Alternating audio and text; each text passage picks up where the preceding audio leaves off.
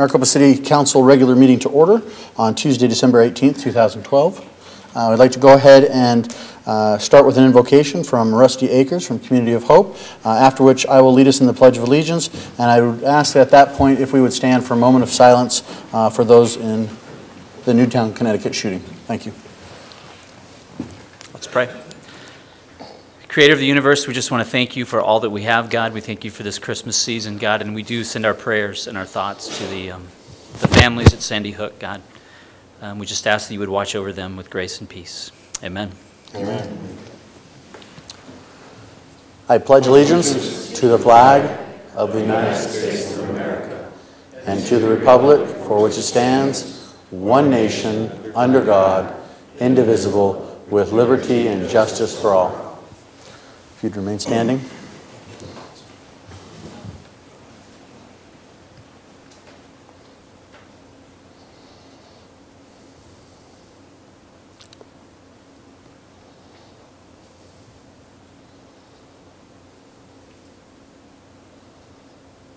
Thank you. You may be seated.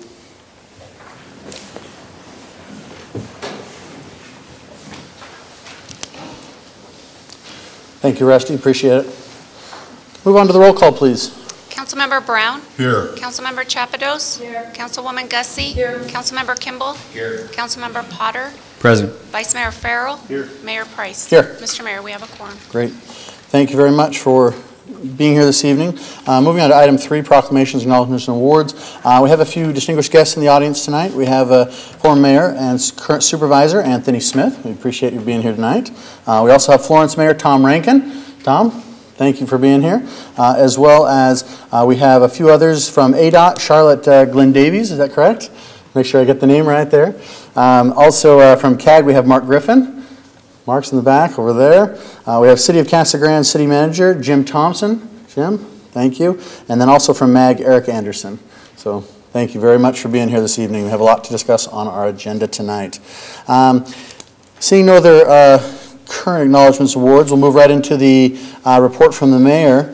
Item 4, a few things to hit here tonight. First is, as always, I want to encourage people to shop local in the City of Maricopa Shop Local program. We're also looking for, as you know, the local businesses are the backbone of our economy. They provide jobs for our residents, and they help generate revenue needed to fund city programs and services. So as you're out doing your last-minute Christmas shopping, we really do encourage you to shop local. We also have a mobile on-site mammography going on here at City Hall. It will be January 30th from 7:30 a.m. to 5 p.m. and January 31st from 7:30 to 11:30. It's open to the community. You can make your appointment and verify your insurance by calling 1-800-285-0272 or 480-967-3767. It's recommended for the baseline of 35 to 40 and annually after 40. So if that applies to you, we encourage you to take the participation in that. At this time, I also wanted to take a moment and make a permanent appointment to the BFO. I've talked to Councilmember Kimball if he would continue to do so. He's been kind enough to agree to that, so that appointment will be permanent for the city record. Also, at this time, I want to take the opportunity to announce 2 new task forces as well. I'm going to institute an ethics task force. We started talking about this earlier this year. We think that this is incredibly important. We'd like to see this added as we move forward. We're going to talk about city codes and things like that tonight. So we want to create an ethics task force to begin this process to bring before the full council. I've asked Councilwoman Gussie, Councilwoman Chapados, and myself to be a member of this ethics task force. So we will start meeting on that at the turn of the year here. So thank you for that. At this time, I've also discussed with other council members on, as you know, many of you know that global water has a rate increase coming down the pike. This is, of course, somewhat public knowledge, somewhat not, but it is now. And I want to stay on top of that. That's a big issue to all of us here. The city has what's called a memorandum of understanding with them, but I want to make sure that they know they're being watched and we're doing the watching. So I've asked for a task force to be instituted here. I'd like to ask Councilmember Marvin Brown as well as Councilmember Kimball to assist me in this task force. So if you're amenable to that, I would appreciate it. Great. That will start meeting immediately, as I understand that things are moving, and we'll start doing that here probably not between the week of Christmas and New Year's, but that first week thereafter. So as we need to get moving on that. Okay, with those things, I have nothing further in my report from the mayor. We'll move on to the city manager and her report. Good evening, Mr. Mayor, members of the council. I do have 3 announcements this evening. First, with Brent Billingsley going to the city of Globe, we have Bob Goodhue, who is our interim development services director. So if Bob can stand up and we can embarrass him real well and welcome him to the city. Bob is retired from the city of Phoenix, and he'll be with us throughout the process of recruiting for the Development Services Director. That recruitment is currently open, so I'll put a plug in for that as well as the Assistant Director, and Engineering Manager, and a Transportation Planner. So tell your friends, please, we have some openings at the city. The second would be to please support economic development by completing the labor study survey that's going to be online beginning January 1st. You'll see information currently posted about it coming up on our city's website right now, as well as information in the city manager's report. We would like to ask people to please help us by filling that out. That lets our prospective businesses that might want to move here, let them know what our labor pool is like here in Maricopa, and that we're worthy of their business and we have the proper talent for them to build a business here. Then the last report would be to, on behalf of the organization, the executive team, employees, and the council, wish everyone a happy holiday season, a Merry Christmas, and a Happy New Year. And please remind you that when you are done with your Christmas tree, we do have a Christmas tree disposal on Garvey, a quarter-mile west of John Wayne Parkway. And it's available from December 26th through February 3rd. I thought you might be interested in knowing that we have had, through our residents, 2,175 trees safely disposed of over the past year. So that's a very popular program. We encourage you to dispose of your tree properly. And that's it. Thank you, Mayor. Thank you. Great. We'll move on to the call of the public. Before I get to the call of the public, I know that I'm starting to receive speaker cards for some of the agenda items. They look like this. You can find them in the lobby, or the city clerk has them, or Paul Jepson in the back has them. If you want to speak on an item, please feel free to do so, but make sure I get these before we get to the item, because we won't accept them after we've started. So thank you very much on that. Let's go ahead and open call to the public, at which time members of the public can approach the podium and discuss things that they would like to let the council know about and what's going on. And typically the council doesn't answer to those things, as it is just your time to address us. So open the call to the public. Seeing no one, we'll go ahead and close call to the public and move on to the item number 7 and 7.1, 7.2, the minutes. Can I have a motion to approve the minutes, please? So moved. Have a motion and a second. Yes, do I hear a second? Yes. Okay, motion and second. All in favor say aye. Aye. Any opposed? Motion carries. All right. Such eagerness, that's exciting. Moving on to section 8.1, public hearing. I'll go ahead and read that. Shall hear public comment regarding the use of Community Development Block Grant, or CDBG funds, and state special projects funds beginning October 1st, 2013. SSP is competitive, whereas CDBG is a set amount provided to the community and allocated based on Central Arizona Association of Government Regional Council method of distribution. Both grants are submitted to the Arizona Department of Housing and are awarded based on the eligibility and funding availability. Mary. Mr. Mayor, members of the council, tonight is the second and final public hearing for this Community Development Block Grant State Special Projects. All projects must be discussed tonight in order to be considered in passing a resolution on February 5th. In February, I'll be coming before you asking for a resolution to support 2 projects potentially for these grant applications, and at that time, you'll receive additional information regarding the projects. As in the past, at this point, going forward, I'll be collecting more detailed information about the projects that will be discussed tonight again, and we'll be presenting them to you over the next several weeks, along with some cost estimates for you to score and rank those projects to discuss on February 5th in order to pass resolutions and choose them. The projects that have been discussed in the past include the water tank at the 7 Ranches area, paving Lexington and Roosevelt Avenue, the new Saddleback Vista Water Treatment District. They need an arsenic treatment system, street improvements on Steen Road, property acquisition in the Heritage District, and Maricopa Southside Water System Improvement Project Phase 2. Thank you, Mary. I appreciate it. With that, we'll go ahead and open the public hearing. If you'd like to speak at this time on this item and this item only, you may approach the podium. Seeing no one, I'll go ahead and close the public hearing, 8.1. Before we move on to the consent agenda, I did fail to recognize Tori Anderson in the audience, who's on our school board. So thank you, Tori, appreciate it. Also, I did receive a speaker card with no name on it. So if you wrote, yes, I wish to speak if necessary, you may want to volunteer your name and let me know who that was, or tell the city clerk. That'd be great. All right, moving on to consent agenda. Let's move on, and can I have a motion to accept consent, please? So move. Second. Have a motion and a second. All in favor say aye. Aye. Any opposed? Consent carries. Okay. Just for the audience, we, in work session, moved two items. We moved item 10.3 and 10.4 up to accommodate our guests here tonight. So that will be after item 10.1. So we'll go ahead and move on to item 10.1, as the mayor and city council shall discuss and possibly take action on appointing one citizen to fill the vacancy on the Parks, Recs, and Library Advisory Committee. I believe this appointment is that of Council Member Potter. The floor is yours. Mayor, thank you. First of all, I want to thank everyone who applied. It was I got to speak with them all. I met with them all. I know a couple pretty well. It was a really hard decision, which was good, because there's a lot of good applicants passionate about being on the PRL committee. And my nominee is Lee Phyllis. Lee Phyllis. Okay. That's the nomination. Any discussion on the particular nomination?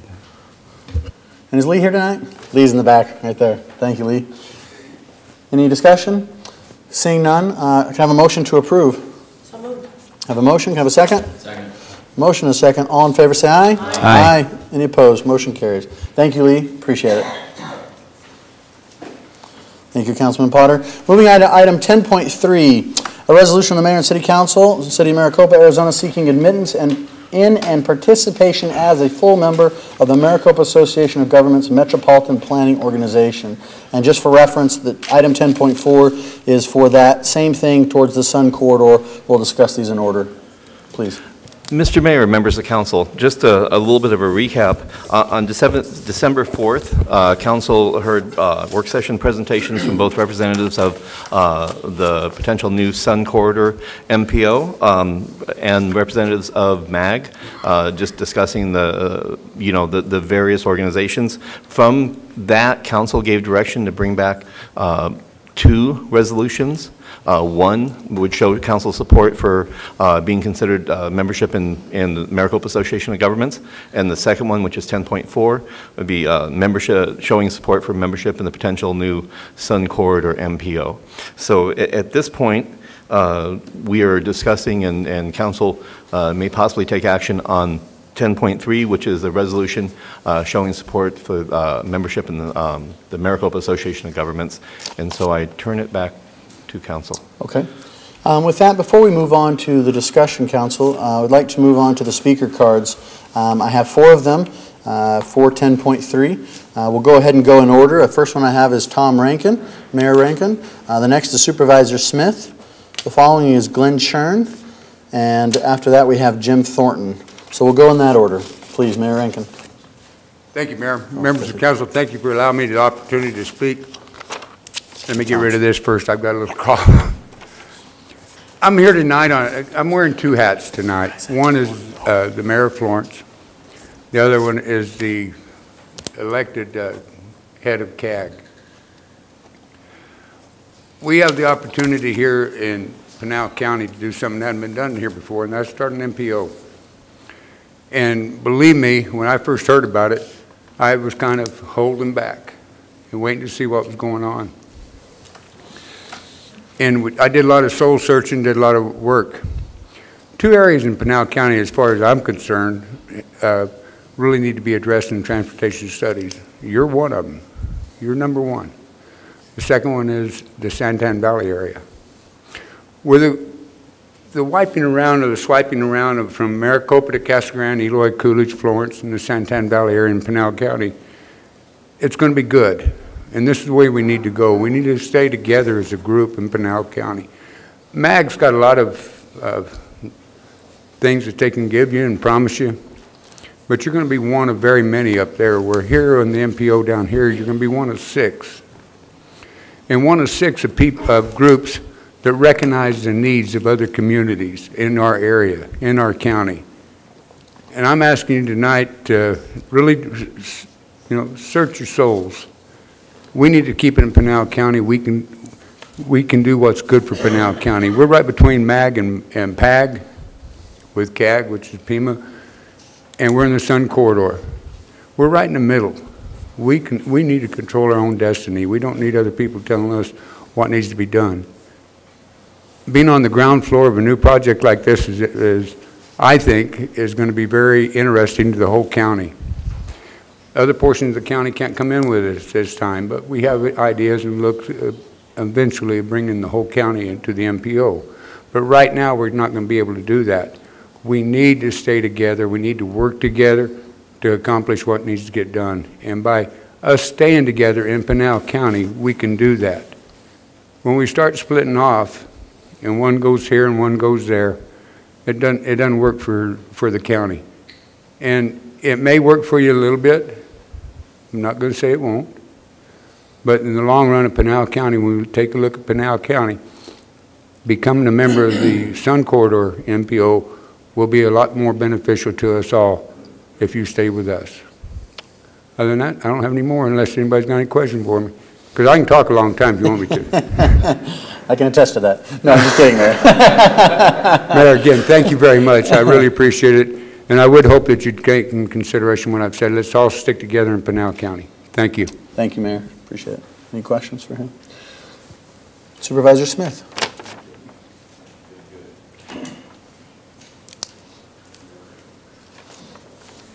Mayor Price, council members, it's good to be back. I achieved the election in November and will take office January 2nd as representing District 4 as a county supervisor, a district that stretches from Maricopa all the way down to near Tucson and the Saddlebrook community. But it also takes in a number of good and solid regional projects that are both of interest to Maricopa and the surrounding communities.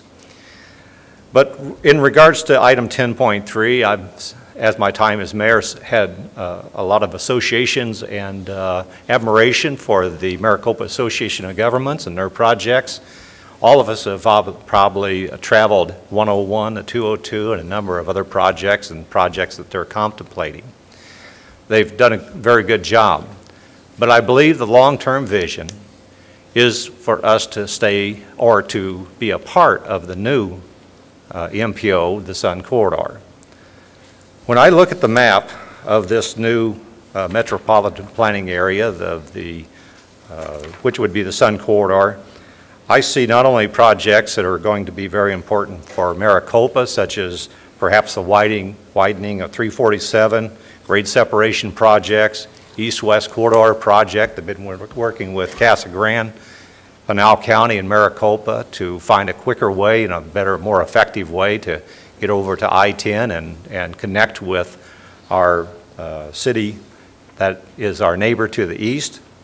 But also I see things that are regional projects such as the I-11 project that will make a huge cuts into the middle of Pinal County. Of course, there's also significant regional projects in Pinal County down in this area in Florence, Coolidge, North-South Corridor projects, and then of course there's the corridor study for possible commuter route that is in progress and is getting down to some of the final corridors for that. I think if we were to be, to Mayor Rankin's point, if we were to be part of the MAG community, I certainly understand they have the organization and they could hit the ground running. But in effect, you would be a little fish in a big pond. Gila Bend is smaller than you, but I probably would be the second smallest. And those projects that I named, the 101, 202, the 303, are not necessarily maybe an indirect effect to Maricopa, but it doesn't have those are not necessarily Pinal County projects. The projects I mentioned, and holding up this map, are definitely ones in which we're going to contemplate the destiny of Pinal County in the Sun Corridor. It's ours to participate and to decide, not let necessarily other organizations, which will be happy to determine our future for us, but I think it's our opportunity to be able to participate and lead the planning in the Pinal County area in the Sun Corridor. I would ask that you would reject item 10.3 in support of 10.4. Thank you. Thank you, Supervisor. Appreciate it. Next, we have Glenn. And then Jim Thompson. I believe I said Thornton. I apologize, Thompson. My name is Glenn Chern. I live in Tortosa. I've been resident in Maricopa for over 3.5 years. I can certainly understand and appreciate the arguments in support of 10.4 because we are an essential cog in Pinal County. I see with an association with the MAG MPO some advantages that I think to a degree outweigh the disadvantages. One of those advantages is that MAG has a long-standing history, long-standing support of transportation projects, not just 101 and 202. To some degree, they've been stifled by some organizations that have limited the growth of those corridors. The main concern I have is that the fact that we have a significant number of residents of Maricopa who work in Maricopa County. And because of the fact that we no longer have a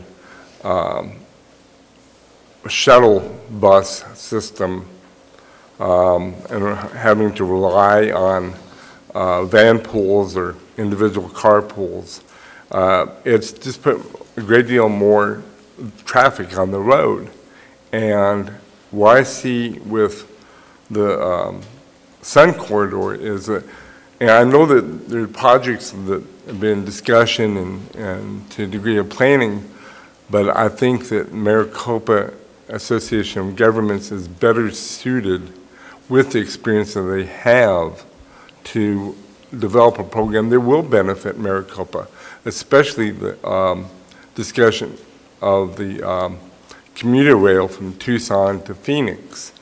This is something that could greatly benefit residents of Maricopa, and as I see it, I think MAG, their MPO, would be in better position because of the size and amount of resources available to them to benefit citizens of Maricopa. So I urge you to approve item 10.3. Thank you very much, Glenn. Appreciate it. Jim. Good evening, Mayor, members of council. I'm here on both items as well this evening. Obviously, depending on your action on the first item, may or may not get an opportunity to speak on the second item, so I figured I'd speak on this one.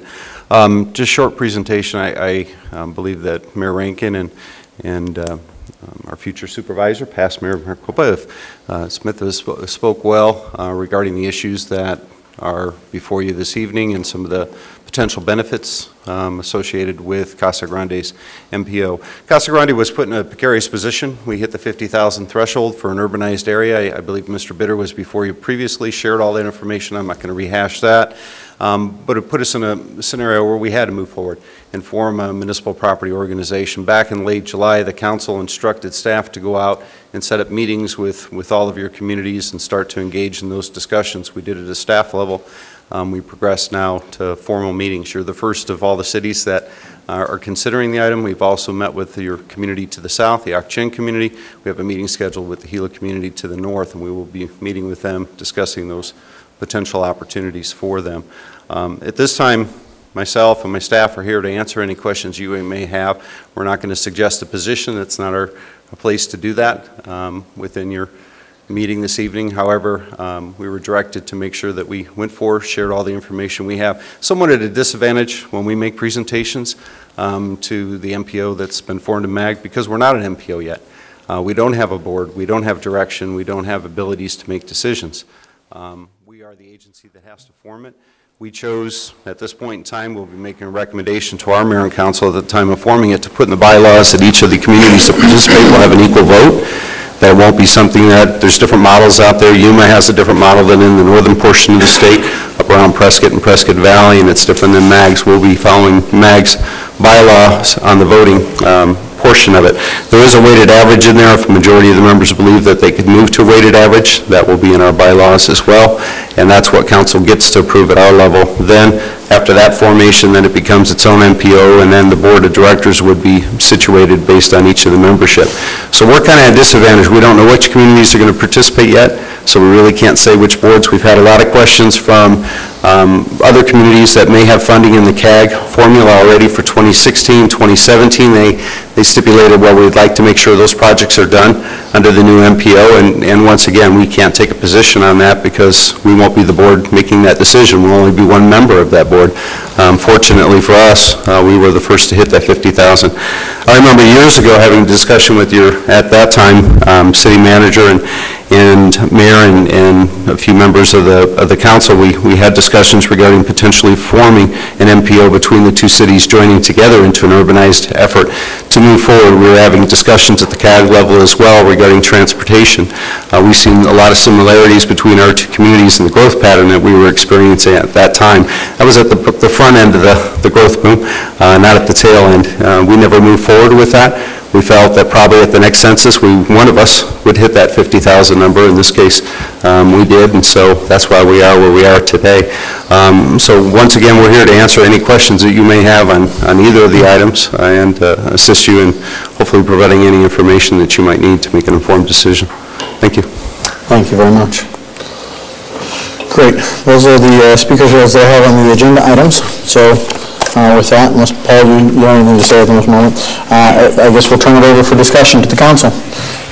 Floor is yours, council.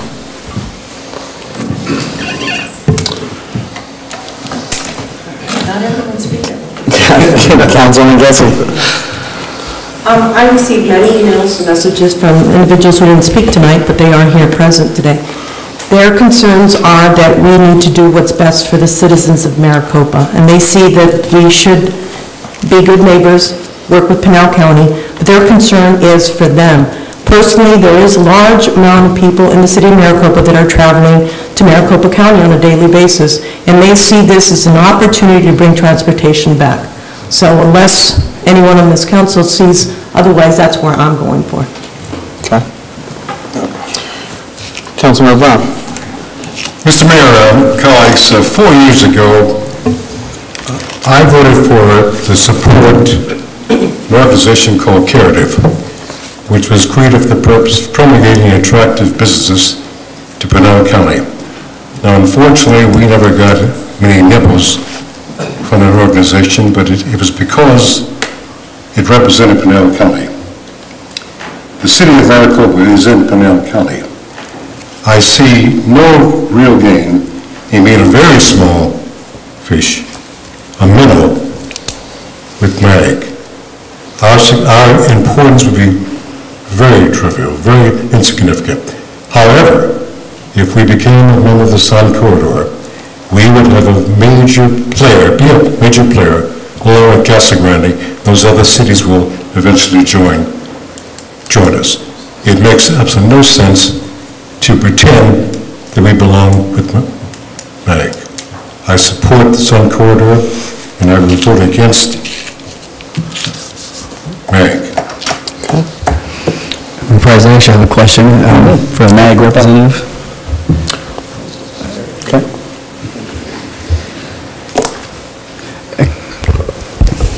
Yes, sir. How is the funding going regarding MAG and its projects in the next 5 years? Are they being completed? What's the pace right now based on the current membership and the projects ahead? Yeah, our current 5-year transportation improvement program, which we're halfway into we're actually putting a new one together. We average about $1 billion a year in funding. That includes about $50 million a year in CMAQ projects. Those are projects in non-attainment areas in the region, both PM10 and PM10 projects. We also receive about $50 million. These are rough numbers because MAP 21 just passed. We also get about $50 million of Surface Transportation Program money that is sub-allocated specifically to the MAG region.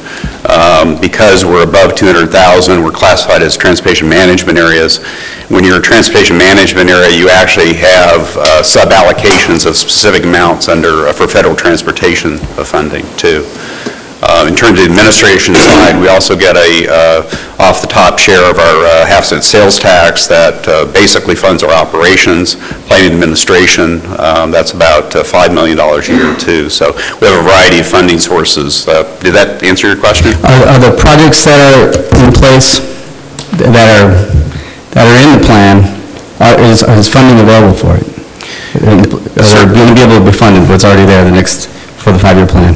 Certainly, there is some funding available. It's pretty limited. We were just completing rounds project selection for 2015 and 2016. Right now, we're right in the middle of that process. And second question regarding the 1.5-cent sales tax. Yes. Now, is that only restricted within Maricopa County? Yes. Councilman Paga, that is a Maricopa County only tax. That's a citizens referendum that was passed in 2006. Thank you. Further discussion, Council?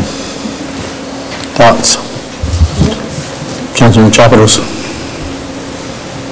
This is an issue that, for me, as the newest member of council, but also a citizen of Maricopa, is probably one of the biggest decisions this body is going to make. And the way I look at it, we're not deciding tonight what's going to happen tomorrow. We're deciding tonight what's going to happen for our future. And that is the premise by which I have to make my decision. What's best for Maricopa? What's best for our citizens? What's best for our city? So I also have to look at the economic development impact. That's been a huge priority of every council since I've moved to Maricopa, and it will continue to be. Public safety is another issue, and in talking to staff members, people from the community, other elected officials, I get the sense that the most options and the best options that we have is going with the best resources and the group that's going to get us the best results. I also truly embrace and appreciate being a member of Pinal County. That's why I think we need to stay as a member of CAG, an active member of CAG. But I also see a tangible benefit to going with the organization that's going to bring the best resources to Maricopa, and I'm not sure I can totally accept the fact that we would be a minnow in a large pond.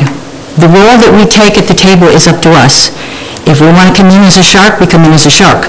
If we want to be a minnow, we'll be a minnow. But we need to make an investment on behalf of our residents in our city, and that will dictate the role that we play. It's not going to come, the return on this investment is not going to be immediate. It's going to require staff time. It's going to require funding. I did not get the sense from the Sunbelt Quarter that there was going to be a financial commitment to do all the projects that need to be done. That concerns me greatly. I just think, given the options that we have before us and the resources that it would bring to the table, I would like to see us maintain membership and active role in CAG, but I'm going to support going with MEG. Okay. Councilmember Kimball. I think that Councilmember Chapados hit it on the head, given the resources that MAG has, and I've talked with staff as well in regards to the benefit that we would have joining MAG, is economic development, and Glenn, I believe, said that the majority of our citizens work in Maricopa County. I do own a business there. I don't know the percentages, but a good chunk of them work there and use the projects that Supervisor Smith had talked about, the 101 and the 202. They use these things on a daily basis. We're not seceding from the union that is Pinal County if, in fact, we go with MAG, because we will always be a member of Pinal County, and I will always support Pinal County projects. But given the resources and especially the traffic signal planning, I'm gonna stick with supporting us joining MAG. Vice Mayor. In my personal life, I've stepped out of my boundaries many times. And every time I've stepped out of my boundaries, I've had to come back and say I'm sorry for it and ask for forgiveness. And I'm truly concerned that if we step out of our boundaries with this MPO, we're going to be sorry for it, and we're going to be asking for forgiveness. Now, all I've heard the last couple of weeks is all the resources that MAG offers, and you know what? MAG is an awesome entity. They're 40 years old. When you're a 40-year-old MD, you better have some awesome resources because you're established. And I've not heard, with the exception of one resource, how we're going to benefit with all these resources. I'll give you the air quality, because I agree with you on that. But mind you, when you talk about the air quality, that Maricopa County is out of compliance just as Pinal County is. So if their air quality resource is so awesome, why are they out of compliance, just like we are in Pinal County? And I don't know what other resources everybody's pertaining to. What I see here is an opportunity to stay within our boundaries. We're 16 miles away from Maricopa County. We have an Indian reservation that separates us from Maricopa County. The only thing we have related to Maricopa County is State Route 347. And if you think you're going to get that widened, good luck, because it's all on an Indian reservation. And it ain't going to have nothing to do with MAG. It ain't going to have nothing to do with Casa Grande MPO, Sun Quarter MPO. It's going to have everything to do with that tribal community and whether they're going to allow us to expand that lane or not. Now, are we going to be narrow-minded and just focus on 347 north and south? Or are we going to stick to our guns and pay attention to where the city's growing, which is east, not north?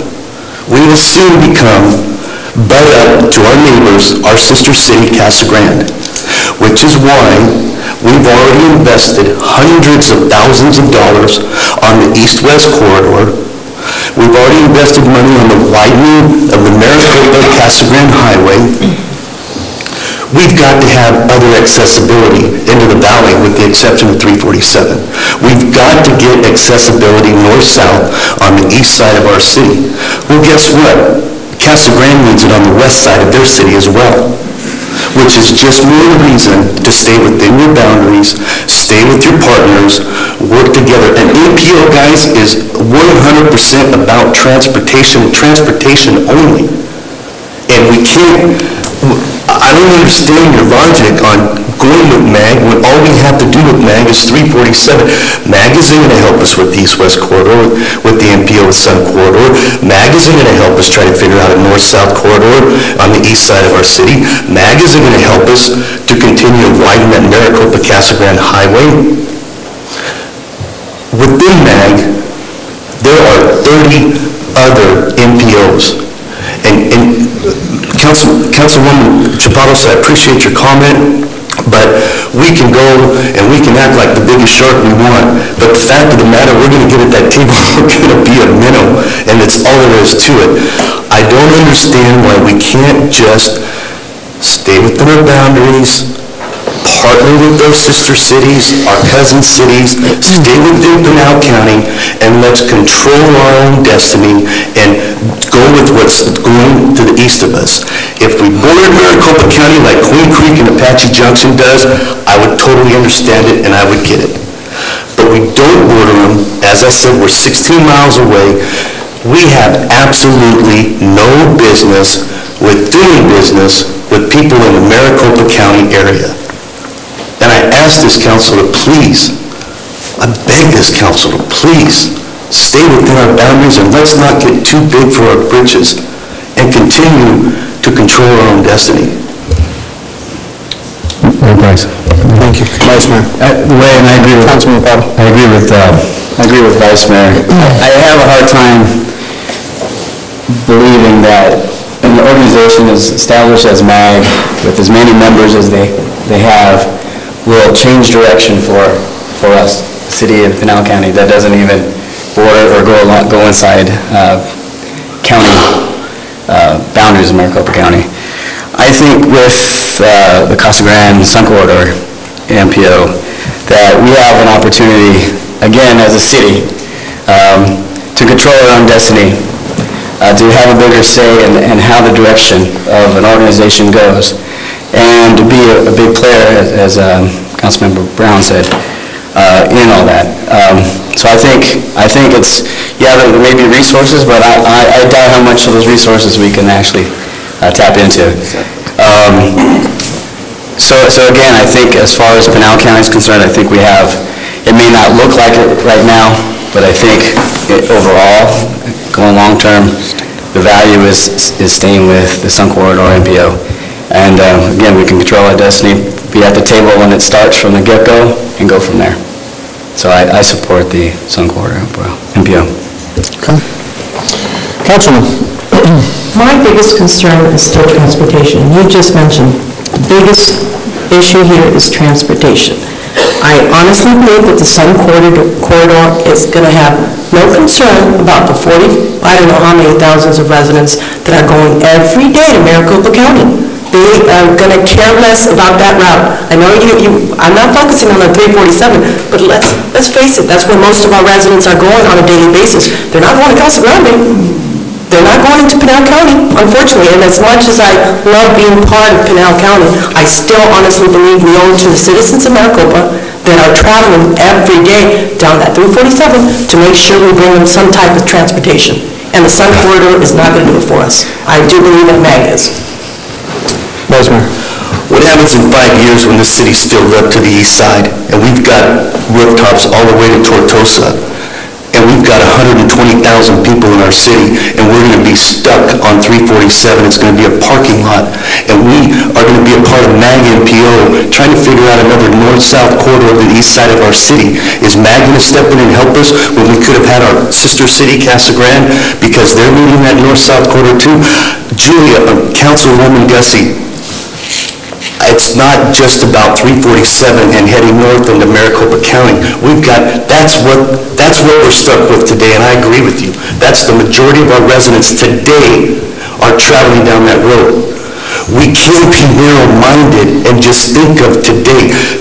Councilwoman Chabato said it well.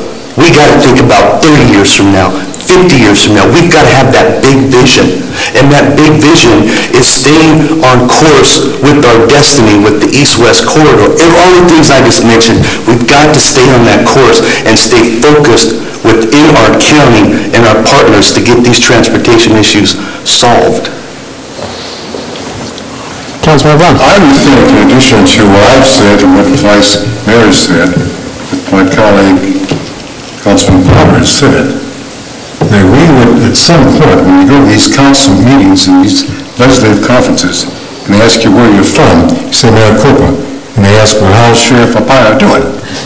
When are we going to start establishing Maricopa as a city, not part of a county, or a county? We have to establish this city as a viable, vital city in Pinal County. It's been enumerated many times by the Vice Mayor and by the former Mayor, Mayor Rankins, the vitality of Pinal County and what it will grow to be. I don't know why we have such romanticize about being members of MAG, other than the fact that it has this history and has money, has all these big cities part of it. It makes absolutely no sense. Okay. I'm going to weigh in now a little bit. I'm going to talk for a minute, so bear with me. I have to let you know up front that I have poured my heart and soul into this item. I have spent 20 to 25 hours researching it, talking to other cities, to ADOT, to mayors, to board members, to staff members, to members of the community, you name it, I have tried to research it. Now, that being said, typically when you dive into that much research, you typically have something that rises in the form of a cream, and it sits on top, and it's the argument that is the easy one to pick out because it's the sensible one. And you know, I have batted around all of these things that have been said here today, all of them, and This is really tough. I'll be the first to admit, this is really tough to me because I agree with Councilmember Chapados in the fact that I think this is a decision that, you don't just get to jump into one and test the waters and see how you like it. You're there for a long time. This is a really big decision, and so the long time could be really forever, for perpetuity, so there's a lot on the line here, and I have tried to give this its due. So let me make some arguments and, pro or con, take them for what they are, and let's discuss them. Where to begin? I completely concur that Pinal County is something that I associate with, I love, and I want to see succeed. I have said this before. I think it is a wonderful place. I see it as a holding ground behind what is Pima County, what is Maricopa County as they grow together. But that's the nature of I-10, and that's the nature of growth. I've tried to see in my mind, how do I honor the roots of Pinal County, and yet at the same time, grow along with what this city will become someday. When I think about Arizona, I think about the SRP project. I think about these visionaries that sat at a table just like we're doing today. They argued points that were asinine at the time. They were silly. Who could have thought that this valley could be what it is? Who could have thought that a desert would be a flourishing flower that it is today? Because somebody had the gall to stand up and say, I see where this can go. That's what a vision is all about. Now, that being said, we talk about what Maricopa is going to be. Is it so unreasonable when we saw this place go from 1,500 people to 45,000 in less than a decade, and Elliot Pollock, as you just said, is anticipating that we have another boom coming in 2015? Is it so unreasonable to see us back at 90,000 people in a decade? I don't think it is. So how are we then planning for our growth? Now, Vice Mayor, you bring up some very important arguments about what it means to grow together with our sister city. I mean, Bob Jackson and I, the mayor there in Casa Grande, have talked a lot about what it means to have a corridor for economic development. I think that's a wonderful idea and a topic for another day, but that makes sense when we talk about the widening of Casa Grande, et cetera. But I also go back and I look at MAG and I say, where are we aligning ourselves? It's not just joining, it's what are we aligning ourselves to? When I look at what we've done as a city from an economic development standpoint, I mean, we have a plan here, and we've put ourselves in the big boy ponds already. We've done it with GPEC. I was at a GPEC meeting this morning. I sat there around a table with 25 other mayors, mostly from MAG. And my whole day is sitting there, networking with them, and deciding how we can best help each other in different things. Well, that helps Maricopa. We do the same thing in our East Valley Partnership. We apply to East Valley a group that is larger than ourselves, saying, this is what we want to become. We are looking forward to this. Are we going against our roots for growing? Or are we looking at this as an investment? Are we coming at this saying, where does the investment lie? There are short-term gains and there are short-term losses on both sides of this argument. There are short-term gains and short-term losses on the Sun Corridor as well as the MAG Corridor. Okay? I get that. But what I have tried to do is I have tried to negate two key arguments that I've heard here. That MAG has dangled something nice and shiny and pretty, and that there's something to gain here by applying, and that we are having roots over here that we're betraying because we have a gut feeling this is where we should stay. Those two arguments in my mind negate themselves. So what are the facts? What are we trying to accomplish? What is it that we're going to get out of joining or aligning ourselves with one of these? At the end of the day, we all want something. Now, I get it. I get that if I'm in the Sun Corridor, I'm not going to get something right away. In fact, I might be asked for something more. I might, after Foundation 1, Year 1, I might get asked for funding for a new study. That scares me, okay? Because I don't know what that is yet. They don't know what it is. I get it. They're brand new. I know I'm not going to get that out of MAG. I know where I stand.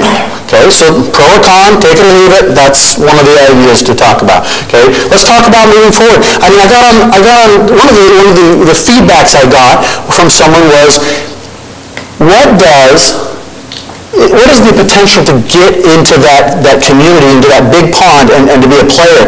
And I started doing some research there, and as I looked at the Regional Executive Committee, there are 7 positions on the Regional Executive Commission, okay? And on that committee, 3 of them, there's 7 of them, one is an all-time player because it's Phoenix, it's the Phoenix MPO, it's MAG, okay? But of those, they're elected, and 3 of them are small towns. They're both regional, east-west. They're kind of middle, north-south. And what I see of that, Youngstown is the treasurer. There's 6,100 population. Queen Creek is on that board as a voting member. Now, mind you, the executive committee is important to understand. They can make decisions if things need to happen in between actual meetings of all the representatives. So this is a powerful committee. 26,490 is what Queen Creek has as of the population of the census and on their website. Okay, Richfield Park on the West Valley also has 5,500, and they're on that committee. So I don't necessarily buy the argument that we're going to be swallowed up in this big sea when we have 3 examples currently today of members that make a difference now on this executive committee. What does Casa Grande offer us? Casa Grande or the Sun Corridor MPO offers us those short-term gains, those immediate west growings. I get it. I think that's great. I want that. I see that if I'm in the MAG corridor, I'm probably not going to see that from them anytime soon. Yet I asked us, what have we had so far? We've had nothing. And yet we've done it. What's going to stop us from keeping on doing that? All we're trying to do is align ourselves to get additional dollars and additional resources as we move forward. Okay? So we might get that out of CAG, out of the Sun Corridor, we might get that out of MAG. But where are we getting this when you look at the growth models for what this city becomes 20, 30, 40, 50 years from now? It is true that we have an Indian reservation between us and where we stand now. It's 15 miles, like you said. But they too are going to MAG in its entirety. So they border our north border and will be part of MAG. We look to our west border, which we also have planning area in. Our west border also borders with Goodyear. Goodyear is a part of MAG. So I say to us again, we're in a very unique position. I have tried to find somebody in this position in this state to the best of my ability and have not been able to do so. We are in an incredibly unique position. But we need to ask ourselves, are we going to lead? And what I mean by that is, yes, you jump into a big pond, but it is possible that we lead in such a fashion that others come with us, that others understand where the growth model goes over the next decade, over the next 30, 40, 50 years. Is that something that we want to lead or do we want to follow? I mean, what is it? We at Maricopa used to say, lead, follow, get out of the way. You know? What are we going to do? Are we betraying our roots of Pinal County if we go and align ourselves with someone who has national recognition? So anytime we need data and we have 90 people on staff to go to them and say, hey, I need this raw data. Can you analyze it for me? It's not going to cost me a thing. But if I'm in the Sun Corridor, yes, I can get that out of MAG, but I got to pay for it.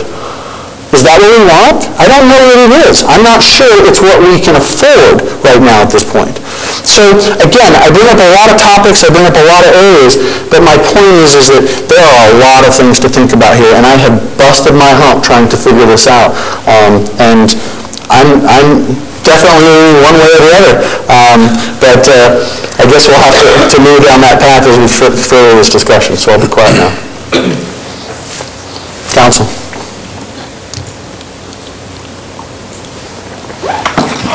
Vice Mayor. Mayor, you make good points. But all I can say is that if we were growing north and if we were growing west, your points would be very valid. But we're not growing north. We'll never grow north. Ever, ever, ever. We'll always be 16 miles away from Maricopa County. We'll be 16 miles away from Maricopa County 100 years from now. True. We're not growing west. We're not growing to Goodyear. We're growing east. We're heading east towards Pinal County and Casa Grande. We've already got projects started, and I beg to differ with you, but this ball is rolling. We do have transportation studies that are already underway that all of these cities that are in this building tonight have invested in, and those will roll in to the Sun Corridor NPO to continue those transportation projects going. That resource comes up again, and I'm sorry, I just can't buy the resource thing. I understand that they're full of resources, but they're resources we don't need right now. What we need to do is grow with our county and within our county and continue these transportation projects. I get the resource thing, I get it. I just don't understand why you think it's so valuable to us? Yes, Councilwoman. You're absolutely right, we are growing. One thing that I've heard time after time after time is that we are a bedroom community. I've heard that since day one, since we got here. I work as a realtor, I've been showing houses. Where are most of those buyers coming from? They're not coming from Pinal County, they're coming from Maricopa County. So they're going to continue to work in Maricopa County. And I could argue this till everyone here hears it over and over. But the whole, you hit it. We are growing. We are going to grow our population, but our population, once again, will continue to go up to Maricopa County. No Price. Yes. With all due respect to Councilwoman Gussie. Yes, our population it goes to Maricopa County, but the growth is going to be away from Maricopa County, going toward Tucson, going toward I-11 down the road in the future. I-11 is planned out, no funding, but it's planned out. That's where the growth will be. We don't want, as a city, to be self-sustainable. We don't want commuters. We want people to live, work, and play here. That's what we've been preaching. That's what the city's been preaching from the beginning. And to continue that path, to stay connected to Maricopa County defeats the purpose. I'm not against that. As far as helping our current citizens, that's great. But down the road, what it means for our city to be self-sustaining, we need to look to the east, to the south, where we're growing as a city. And fix those transportations, take advantage, use this MPO, the Sunport, as an opportunity to take advantage of that for self-sustainability. And I agree with you, but at the same time, you're saying we are growing. All the population, I have individuals that I know that are coming for medical service to Maricopa. We have no jobs in Pinal County. Most of our jobs are still in Maricopa County. So that's where people are going to get their employment. We are going to grow. Eventually, we will grow and we'll bring jobs. But today, the here, the now, is Maricopa County.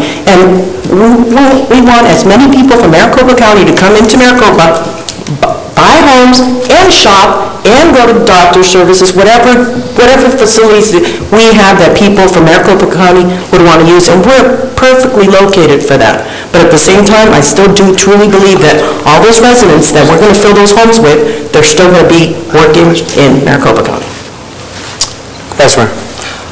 I got a question for the three council members that are leaning towards MAG. And I'm sure, just like the mayor said, put 25 hours in. I have to. I've had a couple of sleepless nights as well just thinking about this because it scares the death out of me. We make the wrong decision. But you three council members that are leaning towards MAG, I'm sure you've sat and thought about it, and you've got a vision in your mind, because none of us are narrow-minded up here. What is your vision 20 years down the road for MAG to do for us for transportation accessibility? What do you see in your mind by being a part of MAG? What are they going to, let's go to 2032. And what do you see our transportation accessibility for Maricopa? Because we're a part of MAG, because we've been a part of MAG for 20 years.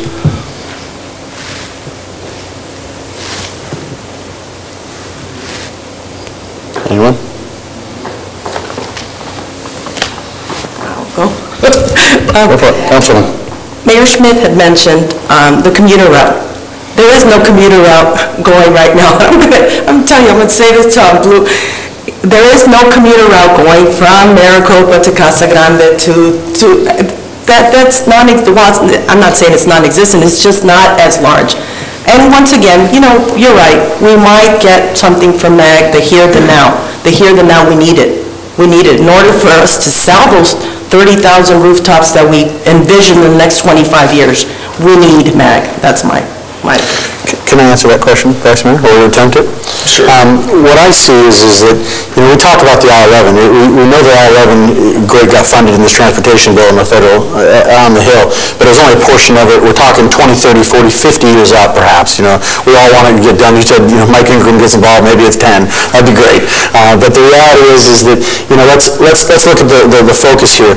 The only way I-11 works is if it starts in Nogales and hits the border and crosses, and then ends up in Phoenix. That's the way it works. Well, where does it have to come through? It has to come through Pinal County. Mm-hmm. So if the bulk of the transportation dollars from ADOT to MAG to PAG, and I know MPOs get the same amounts, and I get that they're distributed, and it's all based on, peoples that are in there, and that's how it's balanced, et cetera. But I have to ask the question, in response to your question, is, do we not see it becoming more successful and becoming more of a target and actually getting accomplished if we are aligned with them versus if we are, quote-unquote, against them? Because now we're playing regionalism. Instead of playing regionalism to its plus, we're playing it to its minus because we're saying, no, we are going to resist that because we're going to have the say. Versus rather being on board, having a seat at the table, and arguing from the facts that, hey, it's got to come through Pinal County anyways, we're going to make this happen because we're aligned with them. I mean, do you not understand that there is indeed a powerhouse there? I think that there is. So is it beneficial for us to align with the powerhouse and get what we can out of that moving forward in the next 50 years, like you just said? Or is it better to play the unknown, the MPO that is just starting out? Heck, it may sunset in 5 years. We don't know that. It might be inevitably absorbed in the MAGA PAG anyhow. So if that happens, then what? Would we have better placed our resources now in getting in the plan over the next 3 to 5 years? I mean, we just don't know. And this is a crystal ball that I've tried to look into for the last, 2 weeks. But I don't know the answer to that question. But I am looking at the models, I am looking at the growth, and it is true that the expansion that is happening on that I-10 corridor is large. And as such, those that are along there, the rail, the I-11, those are coming right potentially through us. Do we want to encourage those powers that be that have the say at the state capitol? Do we want to be a part of that and have a part in that influence? Or do we want to be on the outside looking in saying, no, listen to us too? I ask you.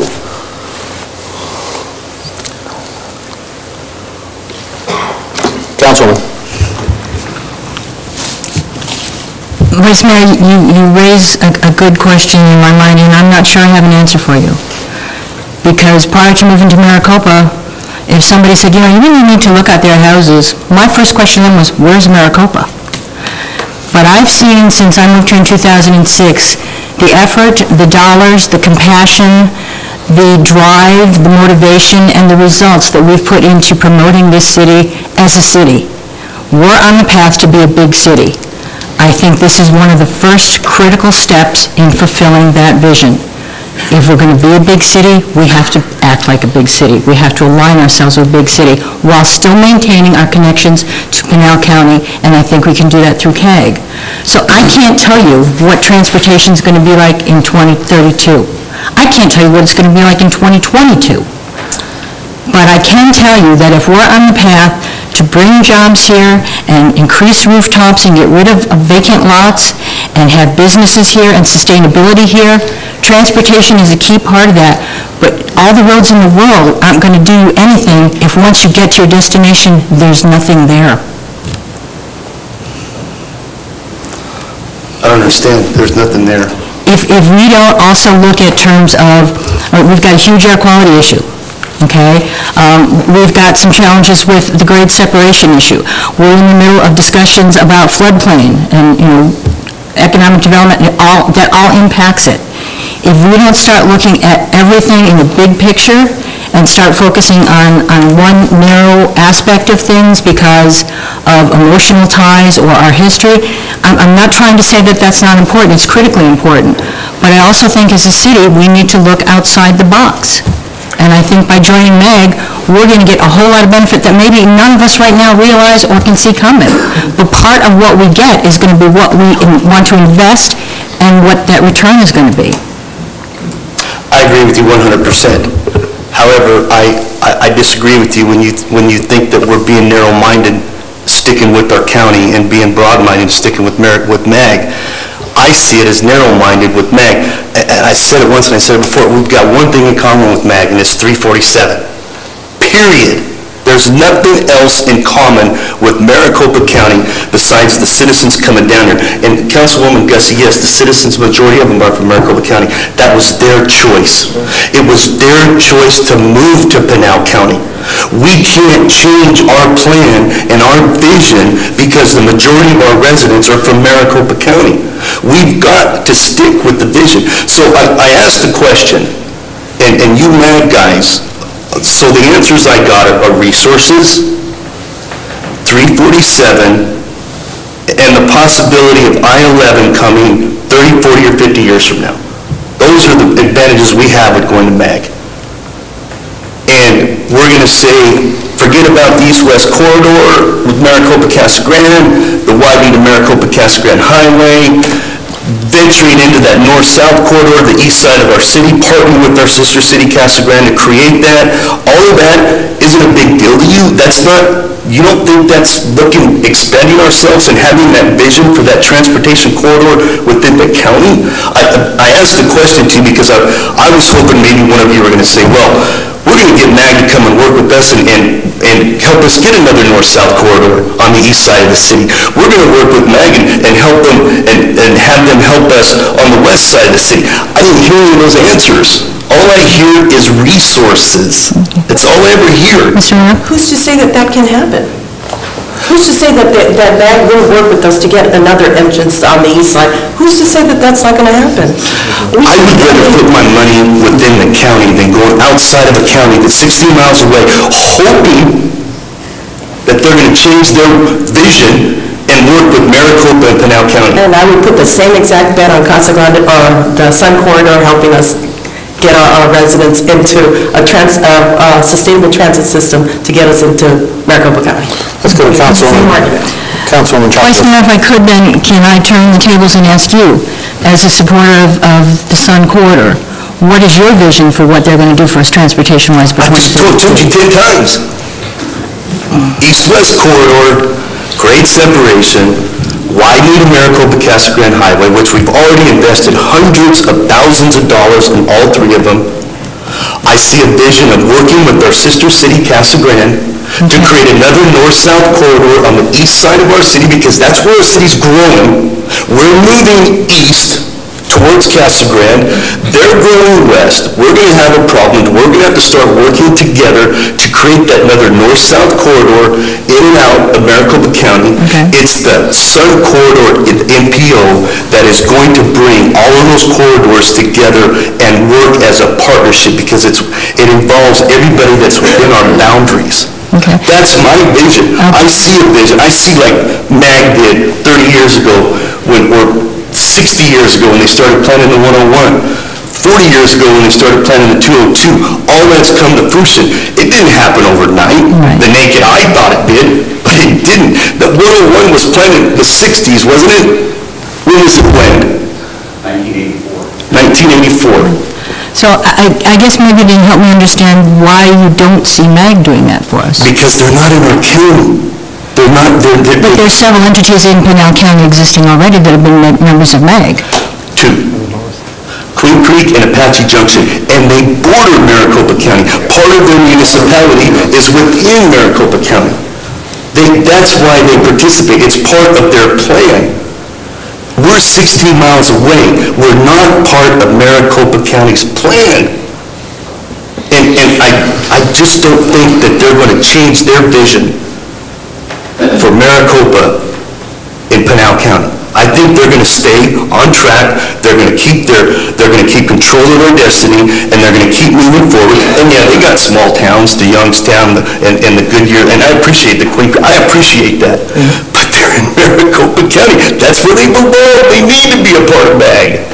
Well, okay, so let me argue that one for a second. I think we're precluding the fact that we think that because we align ourselves with one or the other, that these projects in and around us are going to get done or not going to get done. I think we've been doing it without anybody's help thus far. What would stop us from doing that regardless of aligning with someone? If we become an NPO, we're going to be available to get that funding. If we're not a part of the Sun Corridor NPO? That's a good question. So I don't think that precludes us. I think it helps us. But it certainly helps us one way or the other, but I don't think it precludes it. We've already done it thus far. We'll continue to do it. So I don't think we ever stop saying we need a northwest corridor. We need additional help in the east or in the west, as we grow towards, the east, as we grow towards Casa Grande and as they grow west. The same token of you just talked about Queen Creek. I mean, you've got Queen Creek, Apache Junction. You have Santan that will eventually be incorporated, and they're going into MAG. You've got Gila River that's being completely entered into MAG. So again, all of those straddle in both counties. Now, it's true, we're 100% in Pinal. I grant you that. But again, I don't think that we preclude the argument of that nothing will get done if we align ourselves with one or the other. I think you're right, there's the potential, and that's been the focus of this whole argument, is what are we going to get in the long run? It's what we make of it, it's what we put into it. I want to touch on just a couple of quick arguments here. I asked some of the mayors and former vice mayors of Paradise Valley, small towns, large towns, those involved in MAG, those not involved in MAG, those that didn't have anything to do with anything of Maricopa County, you name it, so that I can try and get unbiased opinions. And one of the things that was said to me is that, A, you get out of it what you put into it, and so that would apply to some quarter and it certainly would apply to MAG. And the other side to it is that you also have to pay attention to what your residents apply to. I don't mean to be trite when I say this, but I don't remember the last time I heard someone come to me and say, I can't wait for the next farm to move in. And it's nothing against our rural roots, but I don't remember hearing that. What I hear all day long is, when is the next economic boom coming? When is the next housing development going to go up? When is the next road happening? When is the next air quality issue being solved? When are those things happening? And I guess I have to ask again is, do we stand to gain more from aligning ourselves with someone who's already got that act rolling, or do we stand to gain more from aligning ourselves with someone who may or may not be there in 5 years? We just don't know. We don't know. So, I think we've somewhat exhausted the discussion on this, unless there is other discussion. Yes, Councilman Kimball. Mayor, I'd like to make a motion to approve the resolution 10.3, which was 12-76 to go with MAG. Okay, we have a motion and a second. Is there further discussion? We will also have to do this item, regardless of what happens on this one, on to the next one. So, with that, seeing no further discussion, we'll move to a roll call, please. Councilmember Kimball? Yes. Councilmember Potter? No. Vice Mayor Farrell? No. Councilmember Brown? No. Councilwoman Gussie? Yes. Councilmember Chapados? Yes. Mayor Price? Yes. Motion passes. Okay. Motion passes. Moving on to item 10.4 then. Paul? Mr. Mayor, we are only allowed to be a member in one MPO, and so I do not believe we would be wise in passing this resolution. Correct. So at this point, we just go through the formality of doing the same thing with a roll call, just for, or Table it, Mr. Mayor, if you want. oh, we can table it. Okay. Is there a motion to table it then? So we have a motion and a second. All in favor, say aye. Aye. Any opposed?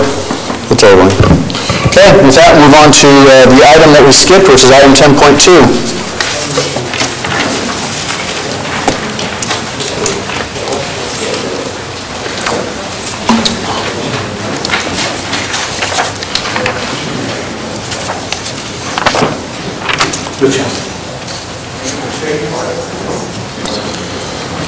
Can we go ahead and hear a presentation from Michael Diet of Diet, and I'm going to butcher this one, is it Bhatia Urban, Regional Planners regarding the process for the zoning code update. This is for discussion only.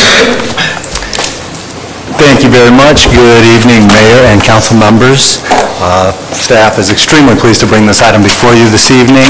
If you recall, back on November 20th, the council awarded the planning firm Diet and Badia the zoning code ordinance rewrite contract.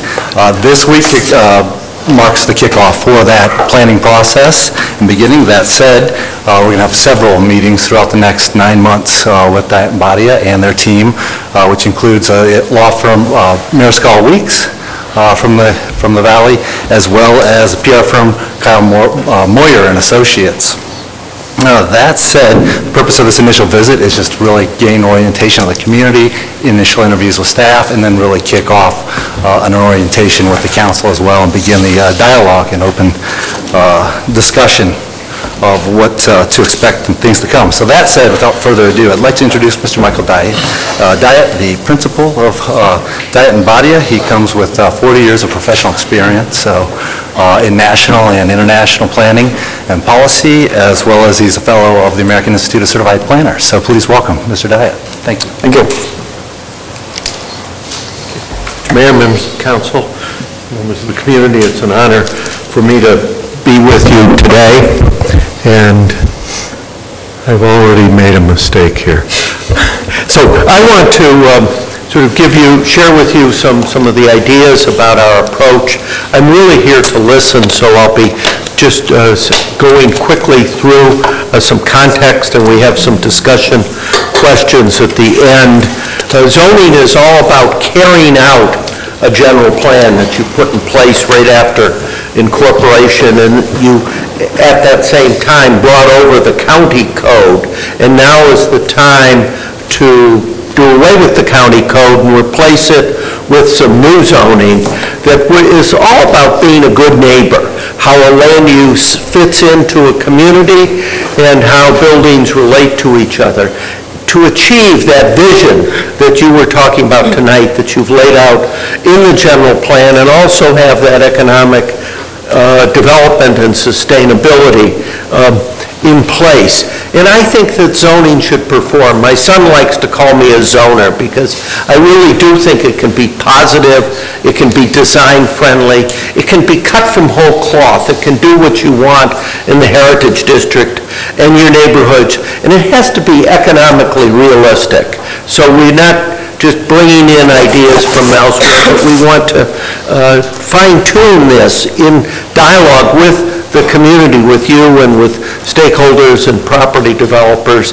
And it will often involve a willingness to rethink how you want to guide development in the future. And I think zoning can make a difference if you set out clear rules and procedures, if you offer incentives to get the kind of development that you've been talking about, to really be that new jewel in the valley and to have sustainable development, to tell people how it's very easy to get the city to say yes, so they know what the roadmap is, but at the same time have flexibility. So projects that are innovatively designed are ones that you can welcome, so it wouldn't be just a cookie cutter solution. It does have to reflect the community values and the community input and implement sound concepts.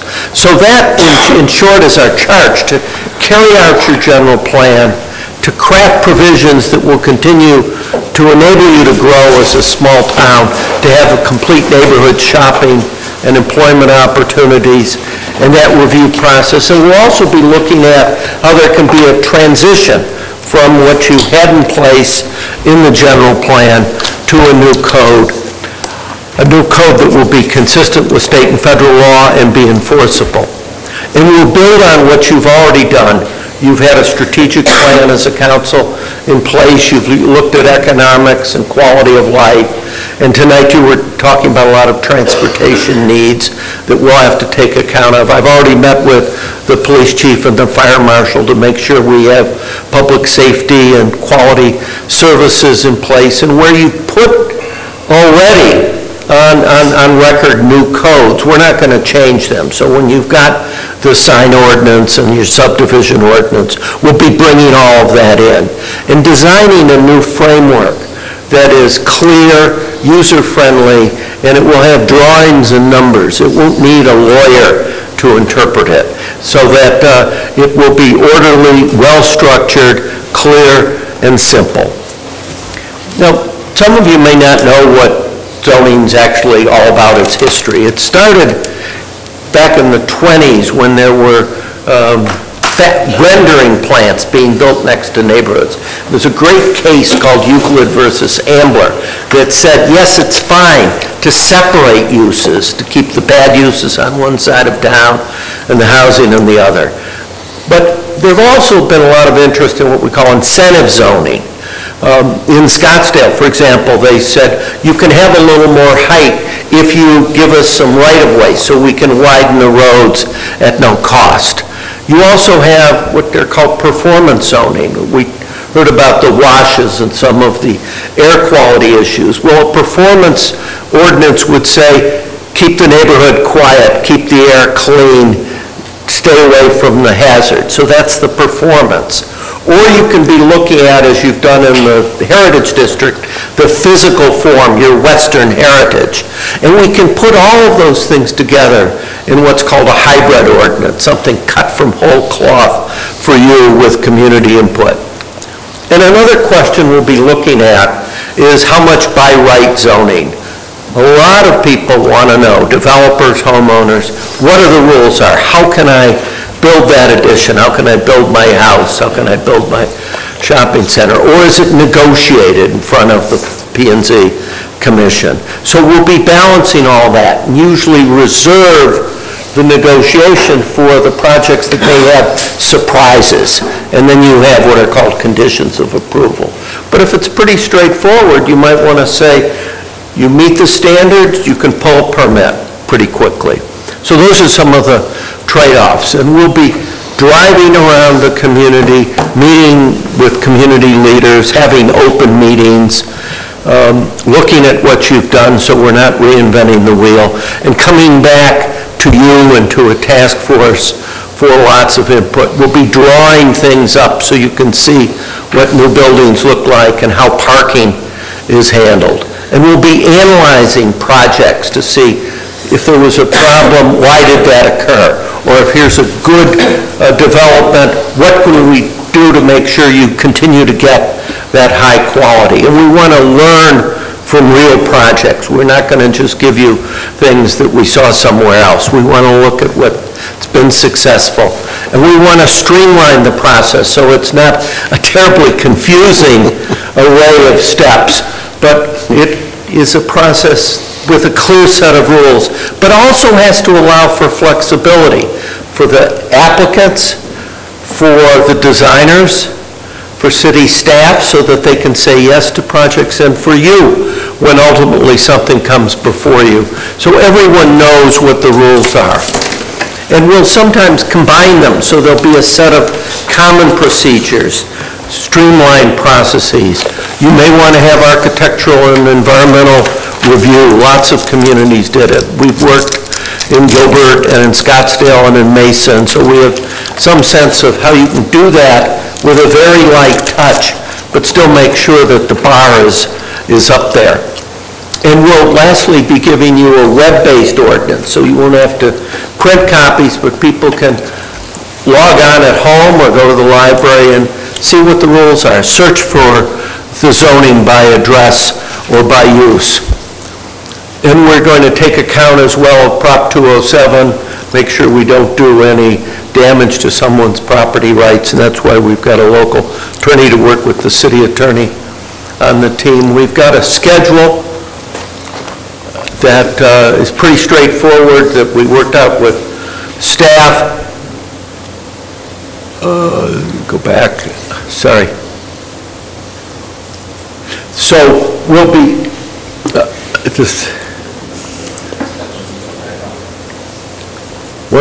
there we go. I don't think everyone wants to see the schedule. We're going to be working over the next 6 to 9 months on putting the pieces together and going out to the community at the key points, and then having in the fall probably a consensus document back to you. There's a second phase where we can be looking at, after July 1st, some specific areas that need some more detailed planning, such as the Heritage District. And then the whole web-based ordinance I mentioned to you comes in at the end after you act. It's very important that the community be involved, that there be a dialogue, that we educate people about what zoning is, what the best practices are, but we commit to listen, which is probably the most important thing we can do in these meetings. And we structure the process to achieve results and ensure that people are heard. And we'll have an array of tools. So I met this afternoon with your public information officer. We'll be setting up a city website so people can follow the process. We'll be having open houses and community meetings. And always relating zoning back to things that are tangible, that people understand. It's a technical, legal procedure, but you have to tell everyone what is zoning, how does it affect me, How much will it cost and what's the benefit?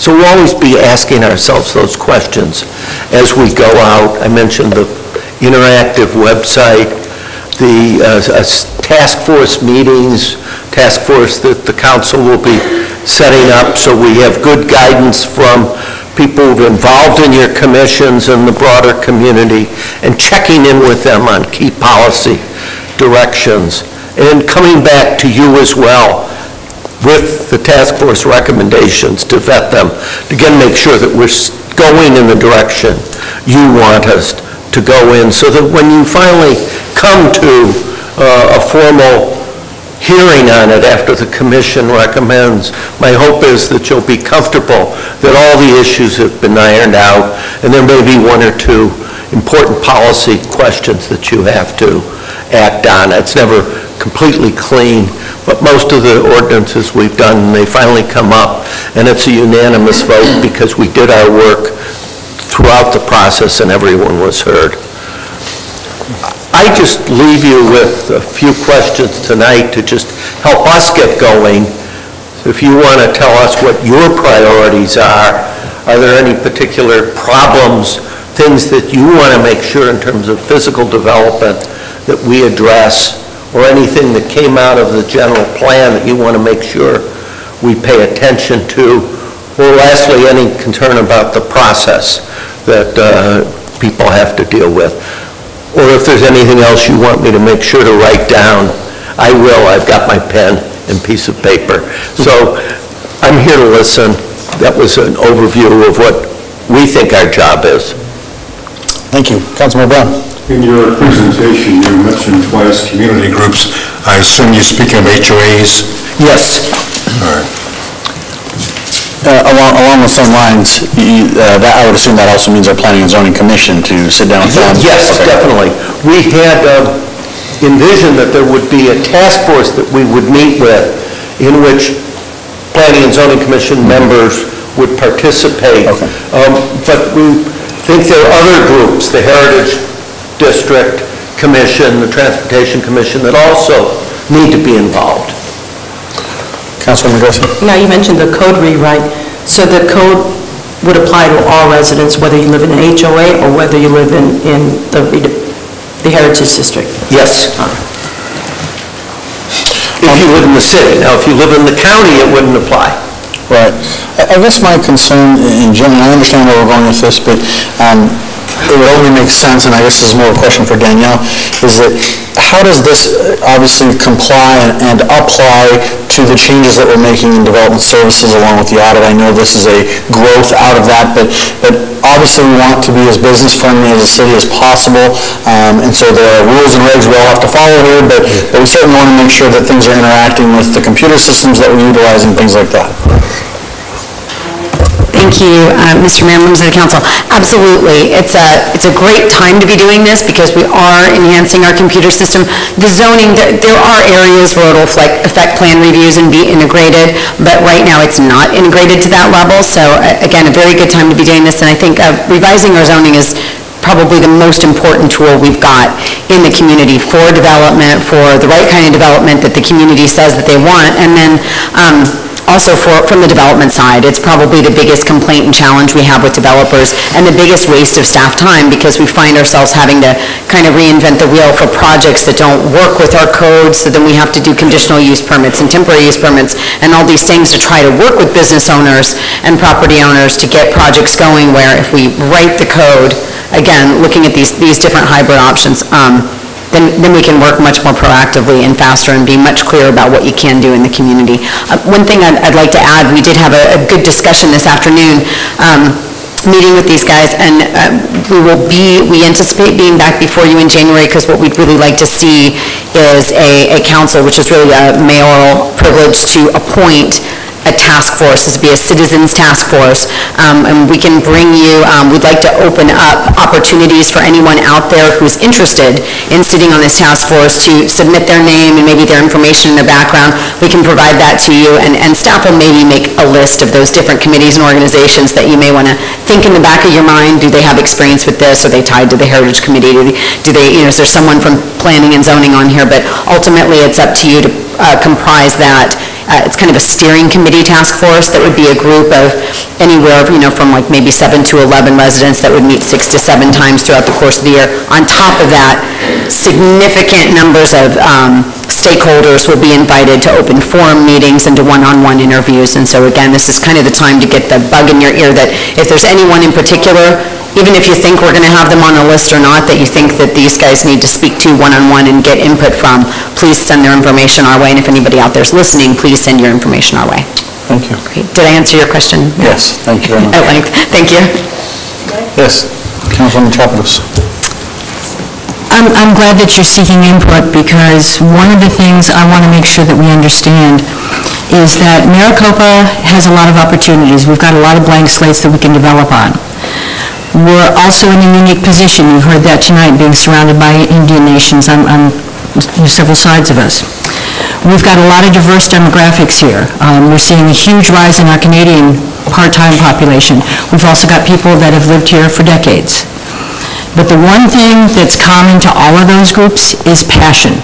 When you start talking about Maricopa, you will hear that people have a passion for where they live and how they live. Seven Ranches is an important area of the city. The Heritage District is another one. All the HOAs in the communities. A lot of things, too, that I just experienced on a personal level is that we inherited a lot of things, both good and bad, from being formed before we were an incorporated city. But now we're at the stage where we need to cut our own path.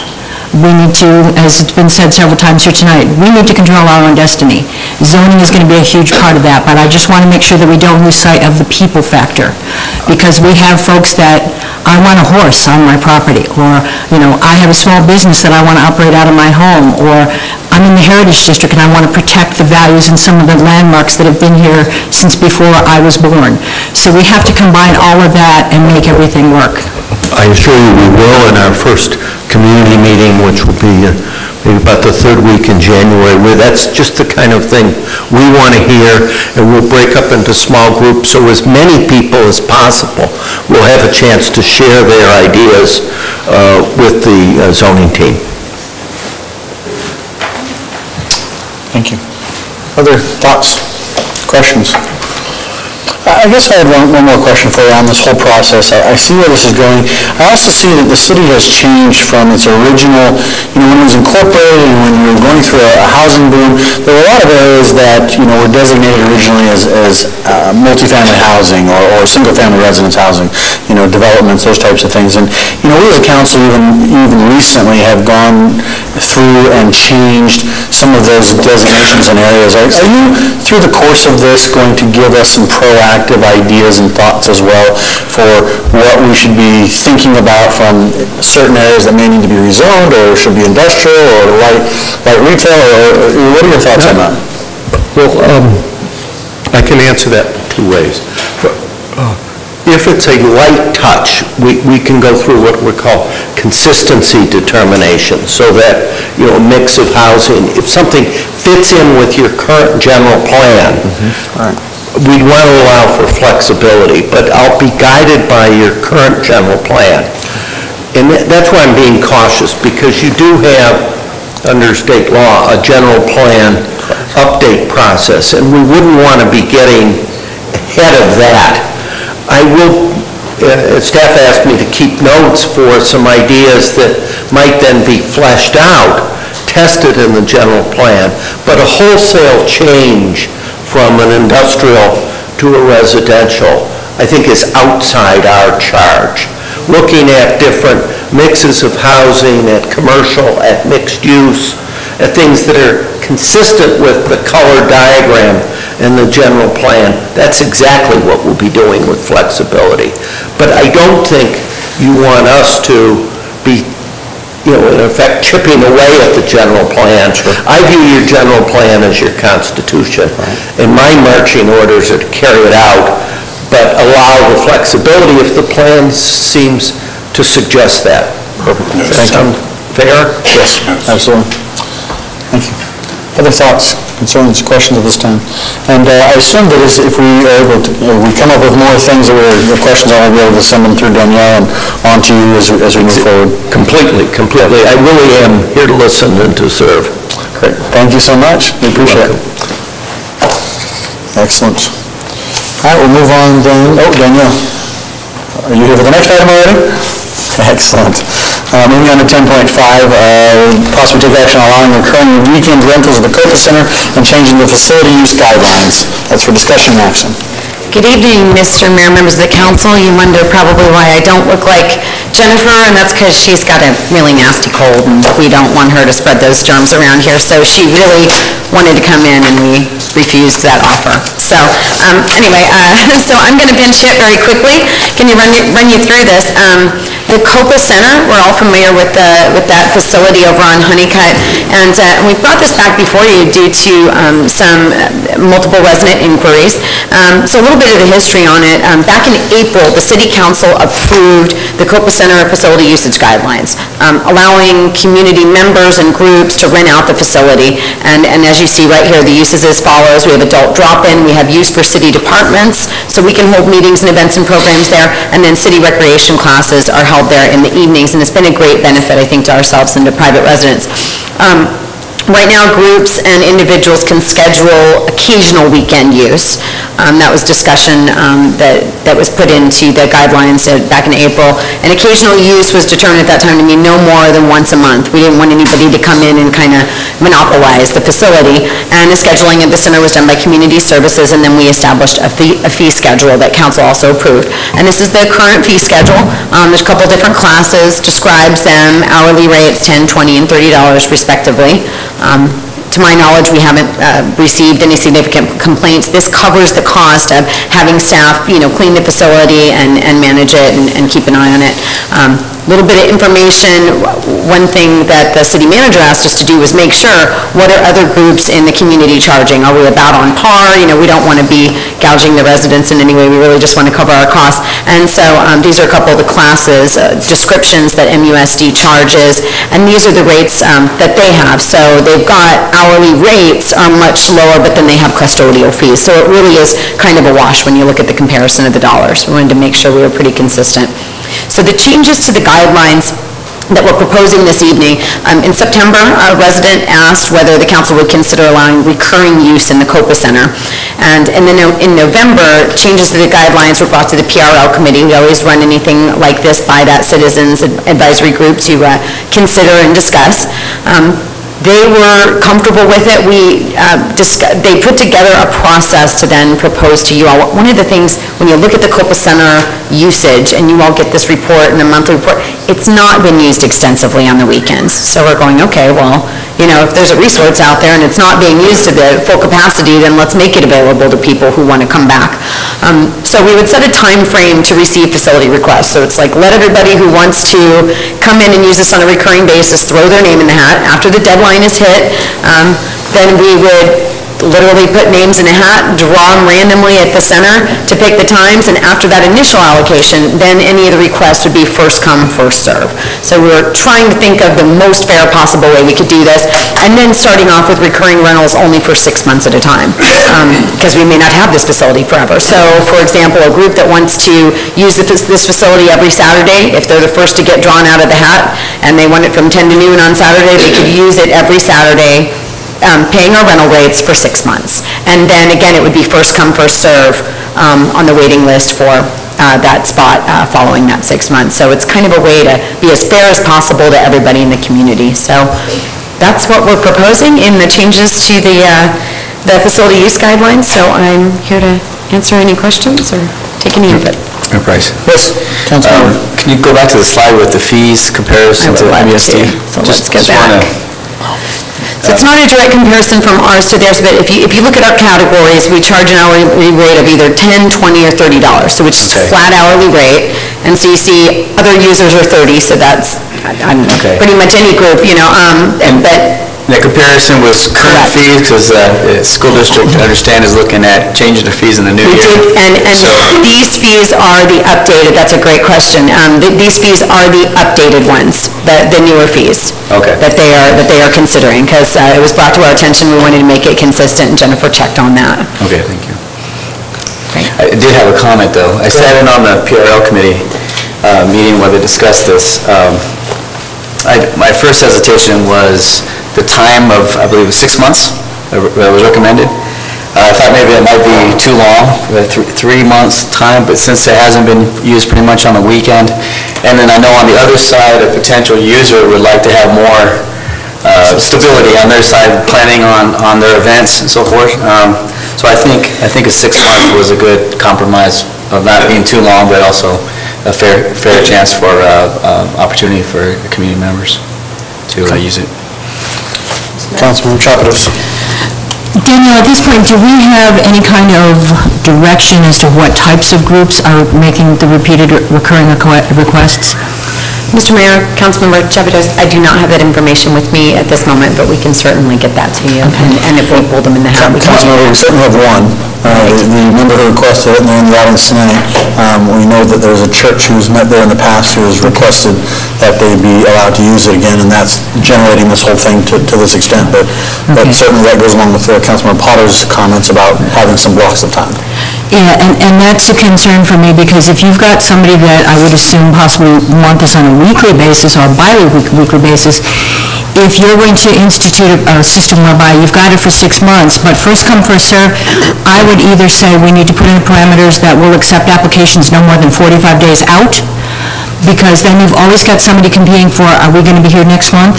And if we're not here, then where do we go? And if you've got a congregation that has an expectation of, I need a place to go, whether it's a meeting, a service, whatever it happens to be, I think to give them some feeling, a sense of continuity is important. Because at some point, this facility may no longer be available for that purpose.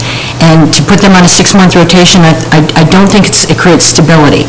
And if it's not been an issue, if it becomes an issue where it's a competitive thing, then we can step back and look at other options. But because there's so many limited spaces here for things like religious groups to meet, HOA meeting places is another one. And as we continue to grow and get more HOAs that are homeowner control, that's also going to be a demand for space.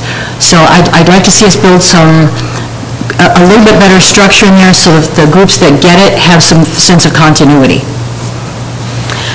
Mr. Mayor, Councilmember, can you clarify then just a little bit more, because I'm taking notes on the 45 days, so we wouldn't take anyone's applications 45 days out from the expiration of that time slot? No, if you're gonna let's say grant access to Group Y, okay, and if you're saying that after this first 6 months period, it's first come, first served for asking for requests, I can put in my request the day after the first approval is given. And I'm going to use the villages as an example. We have a meeting room space, and we had this very same issue. We set a time limit. We won't accept any applications for the following reserve period more than 6 months out. So that way, the groups that come in, they're all kind of playing on an even playing field. And if you know it going into this, you get your paperwork together, and on the first day of that 6-month request period, you've got your application in. If you're the one that gets it for the next go-around, you've got a sense of continuity, you know? But like you said, if this isn't a competitive use space right now, it may be though, because it hasn't been available much on weekends. If the public realizes now it's another space, this may become more of a demand. Mr. Mayor, Councilman, thank you. That helps. Are you more clear? Okay. Anything else along those lines? Here. Any other thoughts or concerns with this facility being used a little more? I certainly welcome it. I think that, if it's being underutilized, we do have a huge need in this city for space. And, when the word gets out, that could be a good thing for us. I mean, I know we're kind of a break even on what it costs for staff hours, and so it's really not a revenue generator, but I think that's a good use of the space. So I'd certainly like to open it up and see that more people utilize it, especially, we have a church involved, and there's some history there. I'd certainly like to see that they participate in that as well. Mr. Mayor? One other thought, if we do start to get bigger groups, I want to make sure that we coordinate with public safety in terms of parking and traffic, because it is such a limited parking space and there will be traffic crossing. Mr. Mayor, Councilmember, absolutely. Great. All right, I believe this was for discussion and action, so, I'm sorry, this is, getting off here, discussion and action. So with that, if there's any other discussion regarding the item, I would ask for a motion. To approve agenda item 10.5. The motion, is there a second? So motion second, any further discussion? Seeing none, all in favor, say aye. Is that motion, I'm so sorry to interrupt, is that motion with Councilmember Chapados' suggestion for edits? Yes, that is. Yes. Okay. So with amendments. With amendments. Seconded with amendments? Seconded with amendments. Any further discussion on the amendments? No. Seeing none, all in favor say aye. Aye. Any opposed? Motion passes. Thank you. Item 10.6. This one is for discussion only. We'll hear a presentation regarding an upcoming traffic control change which will result in the prohibition of left turns from westbound Honeycutt Road onto southbound John Wayne Parkway. Go ahead. Thank you, Mr. Mayor, council members. Yes, this is a detour map. I don't really have a formal presentation, just a map, so we'll try to keep this short for you. This is a proposed detour map for not allowing left-hand turns from Honeycutt Road onto State Route 347. So, as most of you know, that intersection is a highly traveled intersection, both traveling westbound on Honeycutt Road, approaching 347, as well as the traveling public on State Route 347 or John Wayne Parkway. So when you approach that intersection being only 2 lanes, and somebody wants to make a left-hand turn in the morning hours or early evening, it's next to impossible, and it really backs up the traffic on the Honeycutt Road. So it's for safety and efficiency of travel for that intersection, this change. So what we're doing is, most of you have probably noticed if you've traveled on Honeycutt Road in the last week, there is a message board displaying that there will be no left-hand turns allowed starting January 2nd. What will be put in place is signage. So no physical barriers of any kind, because we're not making physical improvements to the intersection, but it's signage, and then it becomes an enforcement thing. So what we have here is a detour map. The highlighted area that you see is a signalized intersection of Maricopa Groves and Donathan Way off of Honeycutt Road, where there's that elementary school. There are other opportunities. Basically what we're trying to do is we're trying to detour the traffic to the signalized intersection of MCG Highway, Maricopa Casa Grande Highway, and State Route 347. And what we're trying to do here with this map that we're going to present to HOAs and post on the website and such is try to discourage utilizing the small Pershing Street of the old local neighborhood closer to the intersection, and that's why we presented the map the way we have. Are you going to have, is this the only one that the city is promoting? I know it goes all the way back, right? So this one is here, there's one by Walmart, which is what, Porter Road? Is the city trying to do multiples? Because this one runs right through Sonita, if I'm not mistaken, and, I know that in our discussions with Desert Cedars and the Vico property, the last thing we want is to have a one road only that we promote, because that creates a really bad perception. Mr. Mayor, that's a very good point. We can produce several maps. There are several options depending on how far east you're coming from. Like you mentioned, there are arterial roadways, Porter Road, White and Parker Road, that get you to Maricopa Casa Grande Highway. So we can definitely put together multiple maps like this and present them, like I said, to the HOAs for, Tortosa and Rancho Mirage, those developments that are further east. We can ask them to encourage the folks to take one of those arterial roads for sure. Yes. Brad, one of the concerns that we've experienced in the villages, and by the way, that's not Desert Ring Middle School, it's Butterfield Elementary on your map, we become a cut-through for anybody, not just necessarily going down Honeycutt to 347, but anybody that wants to access 347 from like Smith-Enke. So my concern is in the morning when you've got kids and buses parked around Butterfield Parkway and you've got traffic, because I think it's not just going south on 347. We're seeing a lot of traffic that would go north on 347, cutting through the villages in Sonita to avoid all those intersections. So I just want to make sure that we're going to address that issue of kids out, kids walking, bus stop areas, speeds. We've talked to Chief Stahl a number of times on that issue with traffic volume, traffic speed.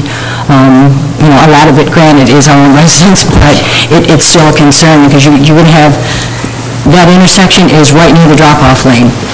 So there could be times when you could have a logjam of cars and stuff there. Councilman Brown? This question is to Chief Stoll. Recognizing that the signage should be sufficient, but in case there might be some who still insist on making that left turn, is it possible, at least for the first week or two, to have an officer detail there early mornings to give ducats? Most certainly, sir. We'll determine the times to best locate them for instructional deviations. Good. Mr. Mayor?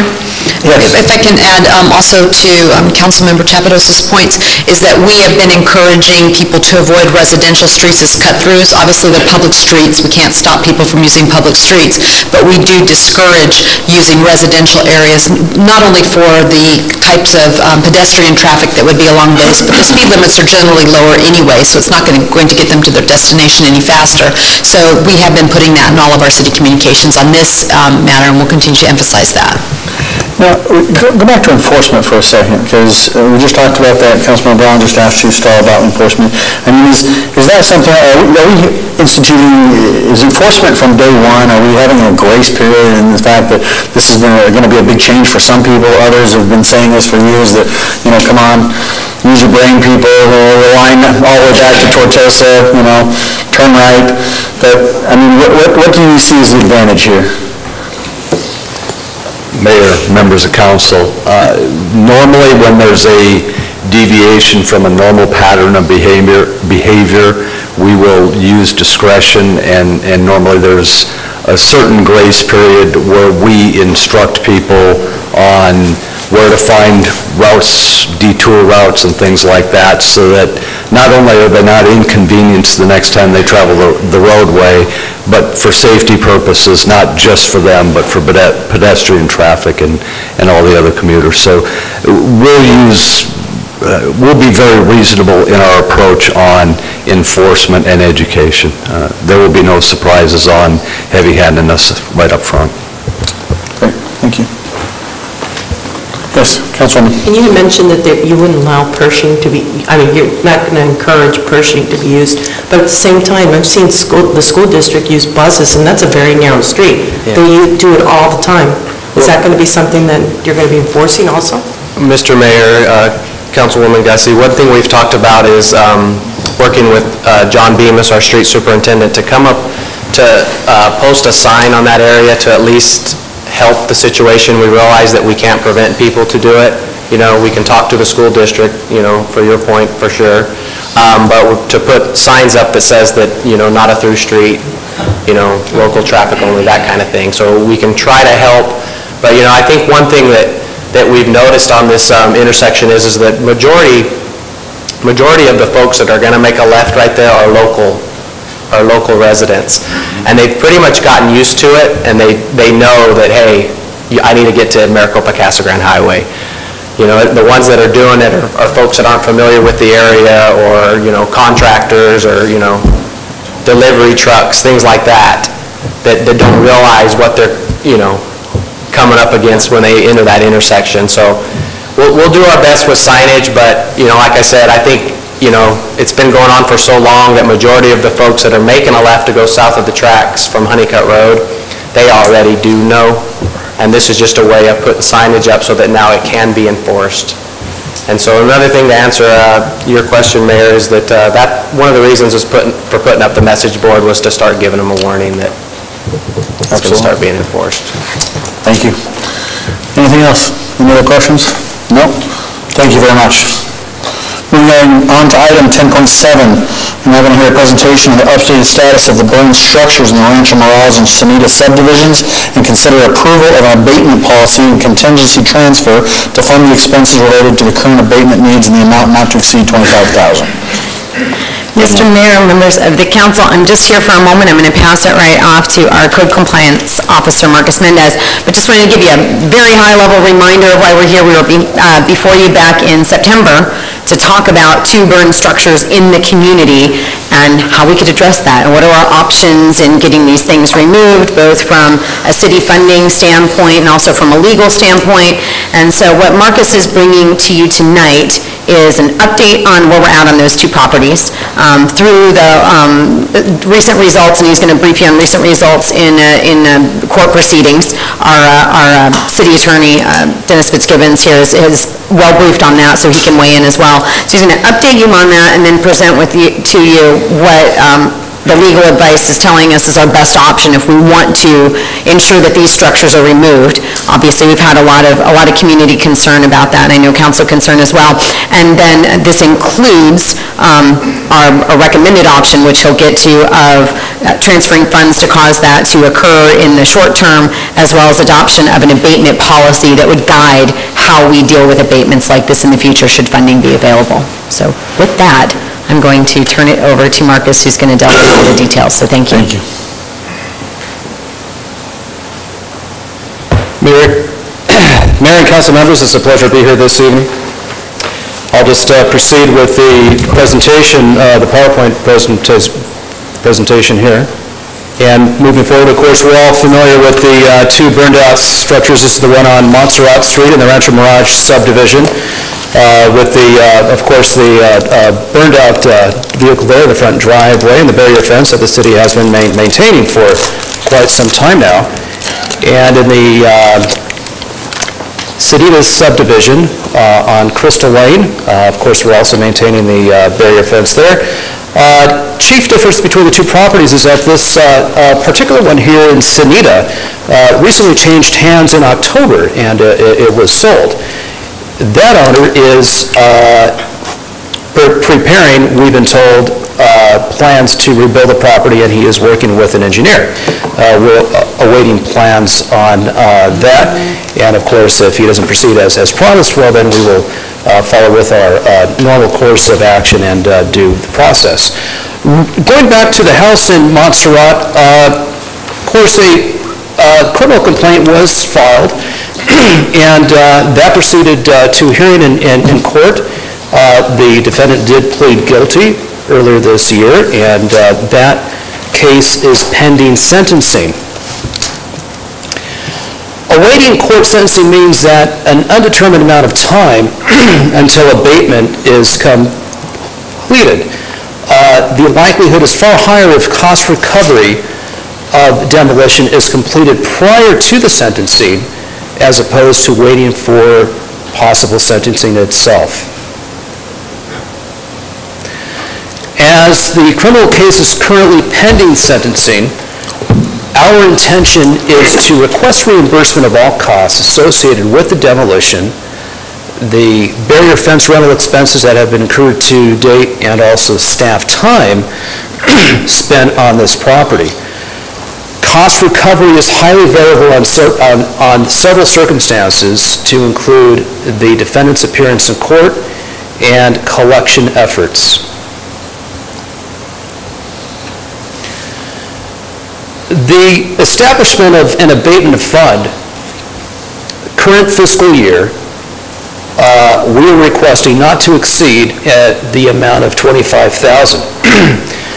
Based on a current bid that we recently received of $21,277, which would allow for any associated unanticipated or incidental costs.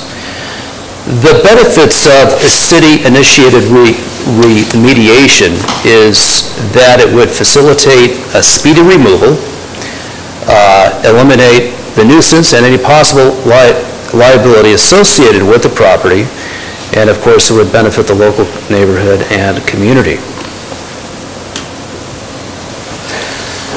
Highlights of the abatement fund policy which has been prepared is number one, structures that have been declared an immediate threat to public safety are subject to summary abatement to include demolition. And we would make the determination, the building official, if a property qualifies for summary abatement, which includes demolition. Abatement costs are to include staff time, legal fees, inspection costs, and contractor costs. Action is filed against the property owner to recover the cost of any repair or demolition. Any costs unpaid may be assessed against the property owner as prescribed by law. In preparing this abatement policy, we looked at several cities in the states of Washington, Arizona, North Carolina, and Colorado. They all had in common of a separate abatement fund that was established to eliminate these nuisance properties beyond repair. Once demolition is accomplished, our expected outcome is that the property can be liened for full cost of recovery, and the court can mandate reimbursement with penalties for failure to perform as imposed by the court. Mayor, council members, any questions? Yeah, I have a quick question for you. On one of the things that I see on that chart a few back on the comparisons, one of the things that strikes me is in the city of Wilcox, it has a $100,000 max loan transfer from general fund. Oh, was there other people that had the same question? I guess I'm curious about this one, because I've tried to look at this. There's no doubt about it. When we look at these poor people that have lived around these homes for the past several years because we didn't have on our books or didn't have a policy, or we were waiting for things to work through the court system or whatever, I understand that we don't have the money to set aside a large chunk of change, nor do we necessarily want to, and that's under discussion today. But at the same time, I'm interested on this loan transfer from the general fund. Is this something that we could literally set aside as we move forward in discussions today and say, look, we're probably not going to have a lot of burned out structures in Maricopa every year. At least let's hope not. So the theory is we have one. Maybe we had a bad year and we have two, randomly three, and it sits there and goes through the process for a year. But I guess the question here is, it might be nice to have in our budget where we don't actually have to set aside $100,000, but we're able to do it out of contingency to say, hey, if this was to happen, if this 3 homes were to happen, and we get to this point where we need to demolish 2 of them and then go down the process of whatever we dictate tonight, then we have that money for and available to us, so that we don't leave these poor people in limbo for years on end without having any ability to get rid of the structure. Can you talk to me about that a little bit? Maybe that's a Tom question. Actually, Mr. Mayor, if I could, I'd like to comment on that and respond to you on that. Based on our budgetary picture, which we had a very good picture earlier this evening in our structural deficit, it would not be staff's recommendation that we set up a line item and we actually fund it through the budgetary process. Fortunately, these are not very common in our city, although we have a couple of long-standing. I think the economy has a lot to do with that, and the status of the loans and people walking away and things like that. But that is precisely what the contingency fund is intended to be. I think if this starts being a recurring problem throughout our community, then we would bring back a recommendation for you, council, for your consideration on how to make this a standing item. My concern as a city administrator is if you fund a line item for this and it's not utilized, there's a tendency for that money to creep into other uses, and I'm not real comfortable with that. I prefer for it to be just kept in contingency, and when we need it, we will come and ask you for it. Gotcha. That makes sense. Thank you. Council, let's start with Councilmember Kimball. I just have one question. That bid for $21,277, that's for the one property on Crystal, right? That's not for the Montserrat? Actually, the Montserrat property is the house. Yeah, the Montserrat, that's what I meant. The Crystal is the one that was purchased, and the new owner's going to take care of that. That is correct. Okay, thanks. Councilmember Chapros. Marcus, just a couple questions. Thankfully, this isn't a recurring problem, but in your opinion, do we have strong enough code language right now to deal with these types of things? And let's back it off a little bit, not just demolition, but repairs of things that are in disarray, or perhaps a structure that's sitting, that's dangerous, that should be demolished and hasn't been or could be repaired? Councilmember Chapros and Mayor, the council members. Yes, we do have sufficient code language. That code, our existing code, does give us the authority to act upon and declare these problem properties as public nuisances, order repair, and also have those properties demolished. Okay.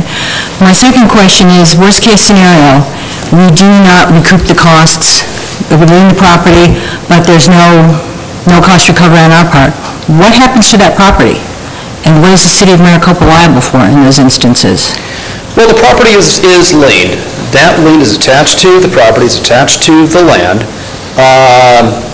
That lien is in first order. We are in first order above any other liens that are on the property. And so when it changes hands, the city will be reimbursed first. Okay, but let's say worst case scenario, we've seen a lot of properties change hands here and become bank-owned. And usually banks don't make restitution until they sell the property. Do we have any other recourse in the meantime, or would the city ever become subject to being property owners? We would not be subject to becoming a property owner for that lien property. In terms of actual cost of recovery, though the property is bank-owned, is perhaps beyond my scope of knowledge at this time.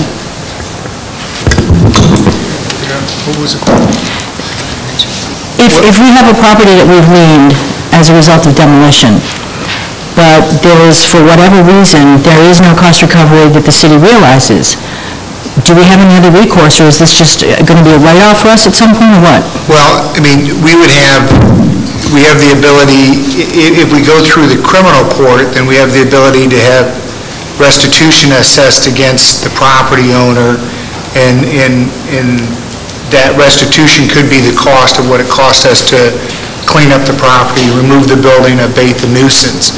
So that would allow us to go against the property owner personally.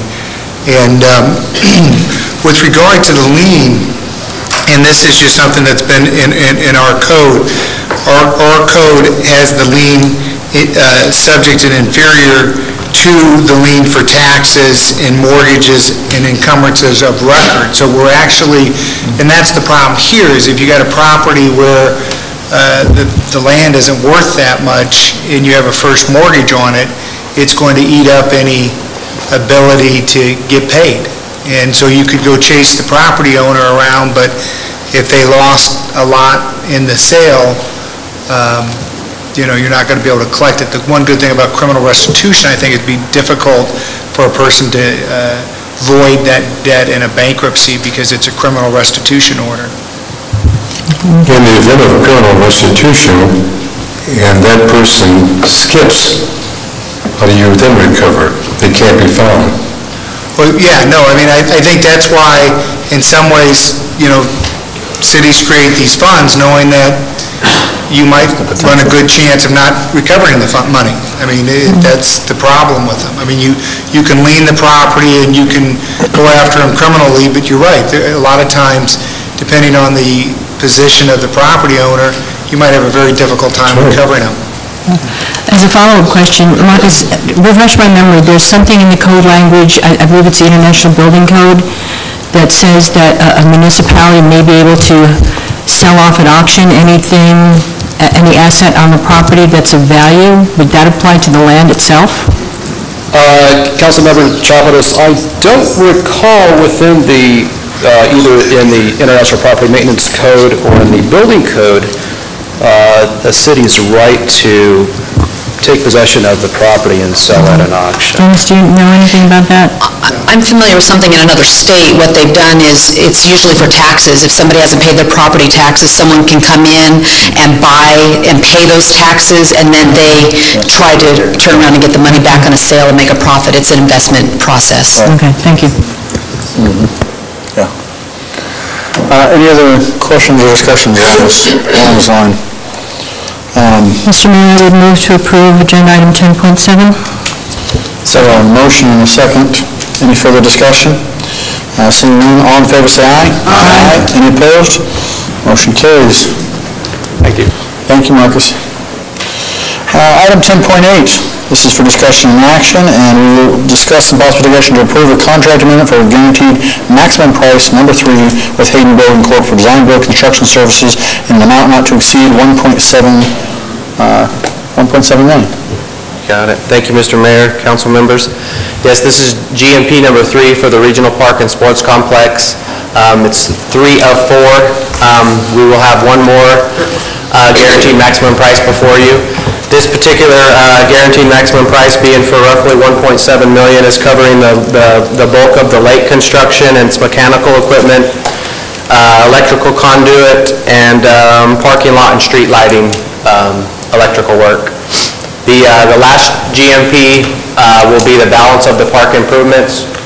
For the most part, what you've awarded, along with this particular item, is mass grading and basically utilities, underground utilities, things that are under the ground.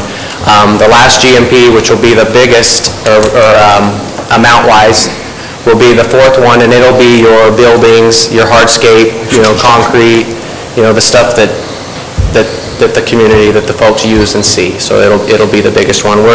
This totals up to, we're at about $7.4 million for this project, including 1, 2, and 3. Did you say that again? How much? About 7.4, just under 7.4. 7.4. Of a roughly $20 million project. So with that, any Mr. Mayor, questions? move to approve agenda item 10.8. Second. Motion and a second. Any further discussion? All in favor, say aye. Aye. Any opposed? Motion carries. Thank you. 10.9, and this is for discussion only. We're going to hear a presentation outlining the city's implementation plan to comply with Senate Bill 1598, the Regulatory Bill of Rights. Dana. Thank you very much, Mr. Mayor, council members. I'll try and really make this one brief, best for last. If you recall, back on November 20th, I gave you the first part of this two-part presentation, which really was to orient you on what Senate Bill 1598 and the legislation involved was affecting and how that would affect the city. This evening is the implementation plan for the most part. To quickly explain that to you, as was presented or mentioned at our last hearing, there has been a lot of skepticism. This legislation has not been widely accepted by cities and counties across the state. So it's really all the board, very in its infancy stage in terms of interpretation and application. So this is going to be a evolving process after we implement our new plans. Each division is going to be responsible for continuing to maintain or update things to meet their specific department needs. And before I get going, I would like to just open up and just ask if there are any specific questions you might have to answer on this bill before I get into the brief presentation. No, I think, well, you went into the meat and potatoes of it heavily last time, which is a good thing. I guess I just have one general question, and that is, based on where we stand with this and what we know, are we going to have any problems or issues implementing what is required from this? None foreseen, Mayor. Okay. But like I mentioned, I've polled many communities doing the research, and I found that we're one of 5 that I'm aware of that actually have something available for the council or to implement and discuss with the public. So, like I said, after the first of the year, which we're about to get, I'll explain why, we're going to learn a lot more of what the larger communities are implementing and how they're interpreting. Well, that was the only question I really had, so unless something pops out, you can probably breeze through it. Thank you very much. When do we need to comply? Well, the first 3 items, capital improvement projects, basically implemented. You do have the form that we have instituted as well, just to reinforce this process for requirements for capital improvement project outreach to utilities. Inspections have been in place. Mr. Marcus Mendez since July 1st, as well as any other people that do, city staff that do request inspections. And finally, general plan update. I know from the annexation and a few other projects we've worked on, there's probably going to be an annexation, general plan update at the second half of next year, 2013. So just on that point, we had a brief discussion in the Michael Diet's presentation regarding the general plan. Well, this I think will mesh very well, the general plan update, with the zoning ordinance rewrite. So to get back on the point, however, the focus of this evening's discussion and the primary meat of this legislation is the licenses, permit timeframes process, and directory of documents that's required to be implemented by all communities by December 31st of this year. And that's subject of our discussion. There are 3 statutes that apply to this. It's somewhat misleading how it's organized. However, middle statute, license application process, a lot of little details in terms of how cities and counties need to process permits, licenses, and applications, which we're not going to get into unless you have specific questions this evening. Within that, what they're trying to do, or what this legislation is basically doing, is requiring cities and counties have a list of steps to obtain license or permit. Well, we all already kind of have those in one way or another. What this process, what this legislation is doing is, or what our plan is really to standardize that process and have it very clear and thorough and more formal for the public's view. And then applicable licensing timeframes, that is actually one of the biggest components, which I'll get into, that drives the processes. And then contact info for staff, answer questions, which we already kind of provide for the most part, and then notice of clarification, which we also already provide. However, we formalize that to meet the standards. I was going to give you an example of a building safety permit process. We won't get into that. I'll just quickly identify what these 6 steps that we've identified for each of the different departments or divisions to follow while issuing or reviewing their permitting and licensing procedures. Item number 1, basically make the information available to the public. We already do, but now it's going to be consolidated and formalized, and more so than in the past. Item number 2 is an application received by the city. Same thing we still do from our residents and customers.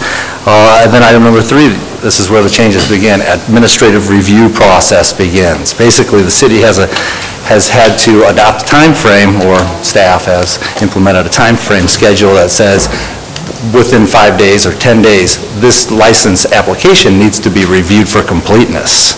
So item number 4, step number 4 is the city will either reject that license, is required to either reject the license or accept it and then do the formal review, the substantive review as they call it. So that's one of the new facets of this legislation.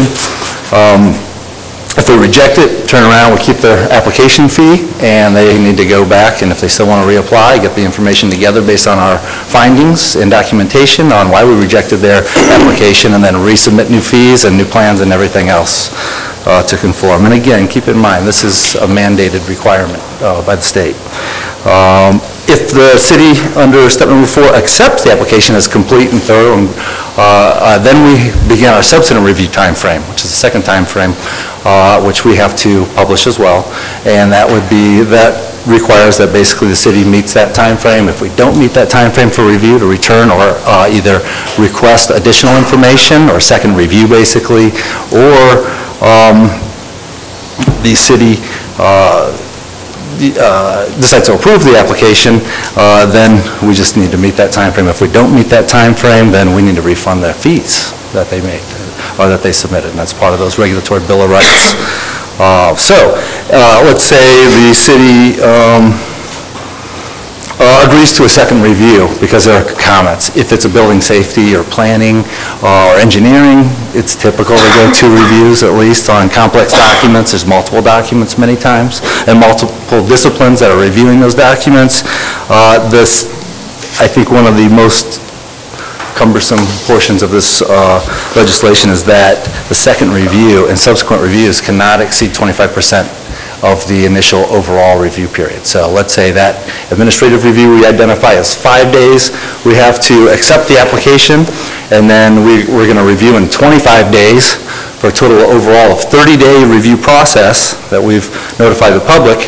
That second review has to be accomplished in 25% of that, or would be, under 7 days. So that's a real pinch, especially if you're short-staffed or something occurs that week, or it's a holiday week or something like that. How that operates, we're not too sure, but for that reason, we have, and we are expanding those published or advertised review times. And how does that work with our particular schedule, with City Hall being closed on Fridays? I mean, does that day count against us? I mean, is it a typical work week of 5 days? It's up to whatever we want to impose, so we do, we took that into consideration in creating some of the time frames. We just have to standardize our processes as 5-day work weeks, basically, just for the sake of not complicating the work week. Sure. Thanks. That said, That's really the process. Like I said, after the first of the year, we're going to learn a lot more. We're hoping there's a waiver process. Being a smaller community, we don't want to be the first to put that out there, because if we're tested, then we got a lot of work to do. So we're waiting for the City of Phoenix, City of Tucson to institute something like that, or one of the other communities, just to really model and understand how this is being implemented or interpreted by other jurisdictions. And just as a clarification point, the legislature didn't determine anything from a city of 1,000 versus a city of 10 million. No. It's everybody applies the same. Like cities, counties, and utility districts all are required to, they all have separate provisions within the statute, but they're pretty much mirror images of one another to do this. And again, this all comes from mining aggregates, and utility companies need to see plans further in advance. That said, that's really it. I've got an example I was going to run through with you. We are going to maintain our targeted timeframes. We're still going to publish our targeted timeframes because that is the true timeframe. And that publishing is going to be on the website, or is it going to be handouts with the application on the website? And anything at City Hall in addition to, or is it just that's good enough? That meets the requirements. Perfect. And we've reorganized the resources pages of each of the departments after this meeting tonight. We're going to be updating all the departments and have everything on the ground running on December 31st. Super. Great. Thank you very much. Anything else? Any questions? Great. With that, I think we're ready to close then. Thank you very much. We don't have another e-session. I appreciate you sticking it out, and I want to wish you all Merry Christmas, and thank you very much for being here. We'll see you again at our next meeting on January 15th, and with that, can I have a motion to close? So moved. Second.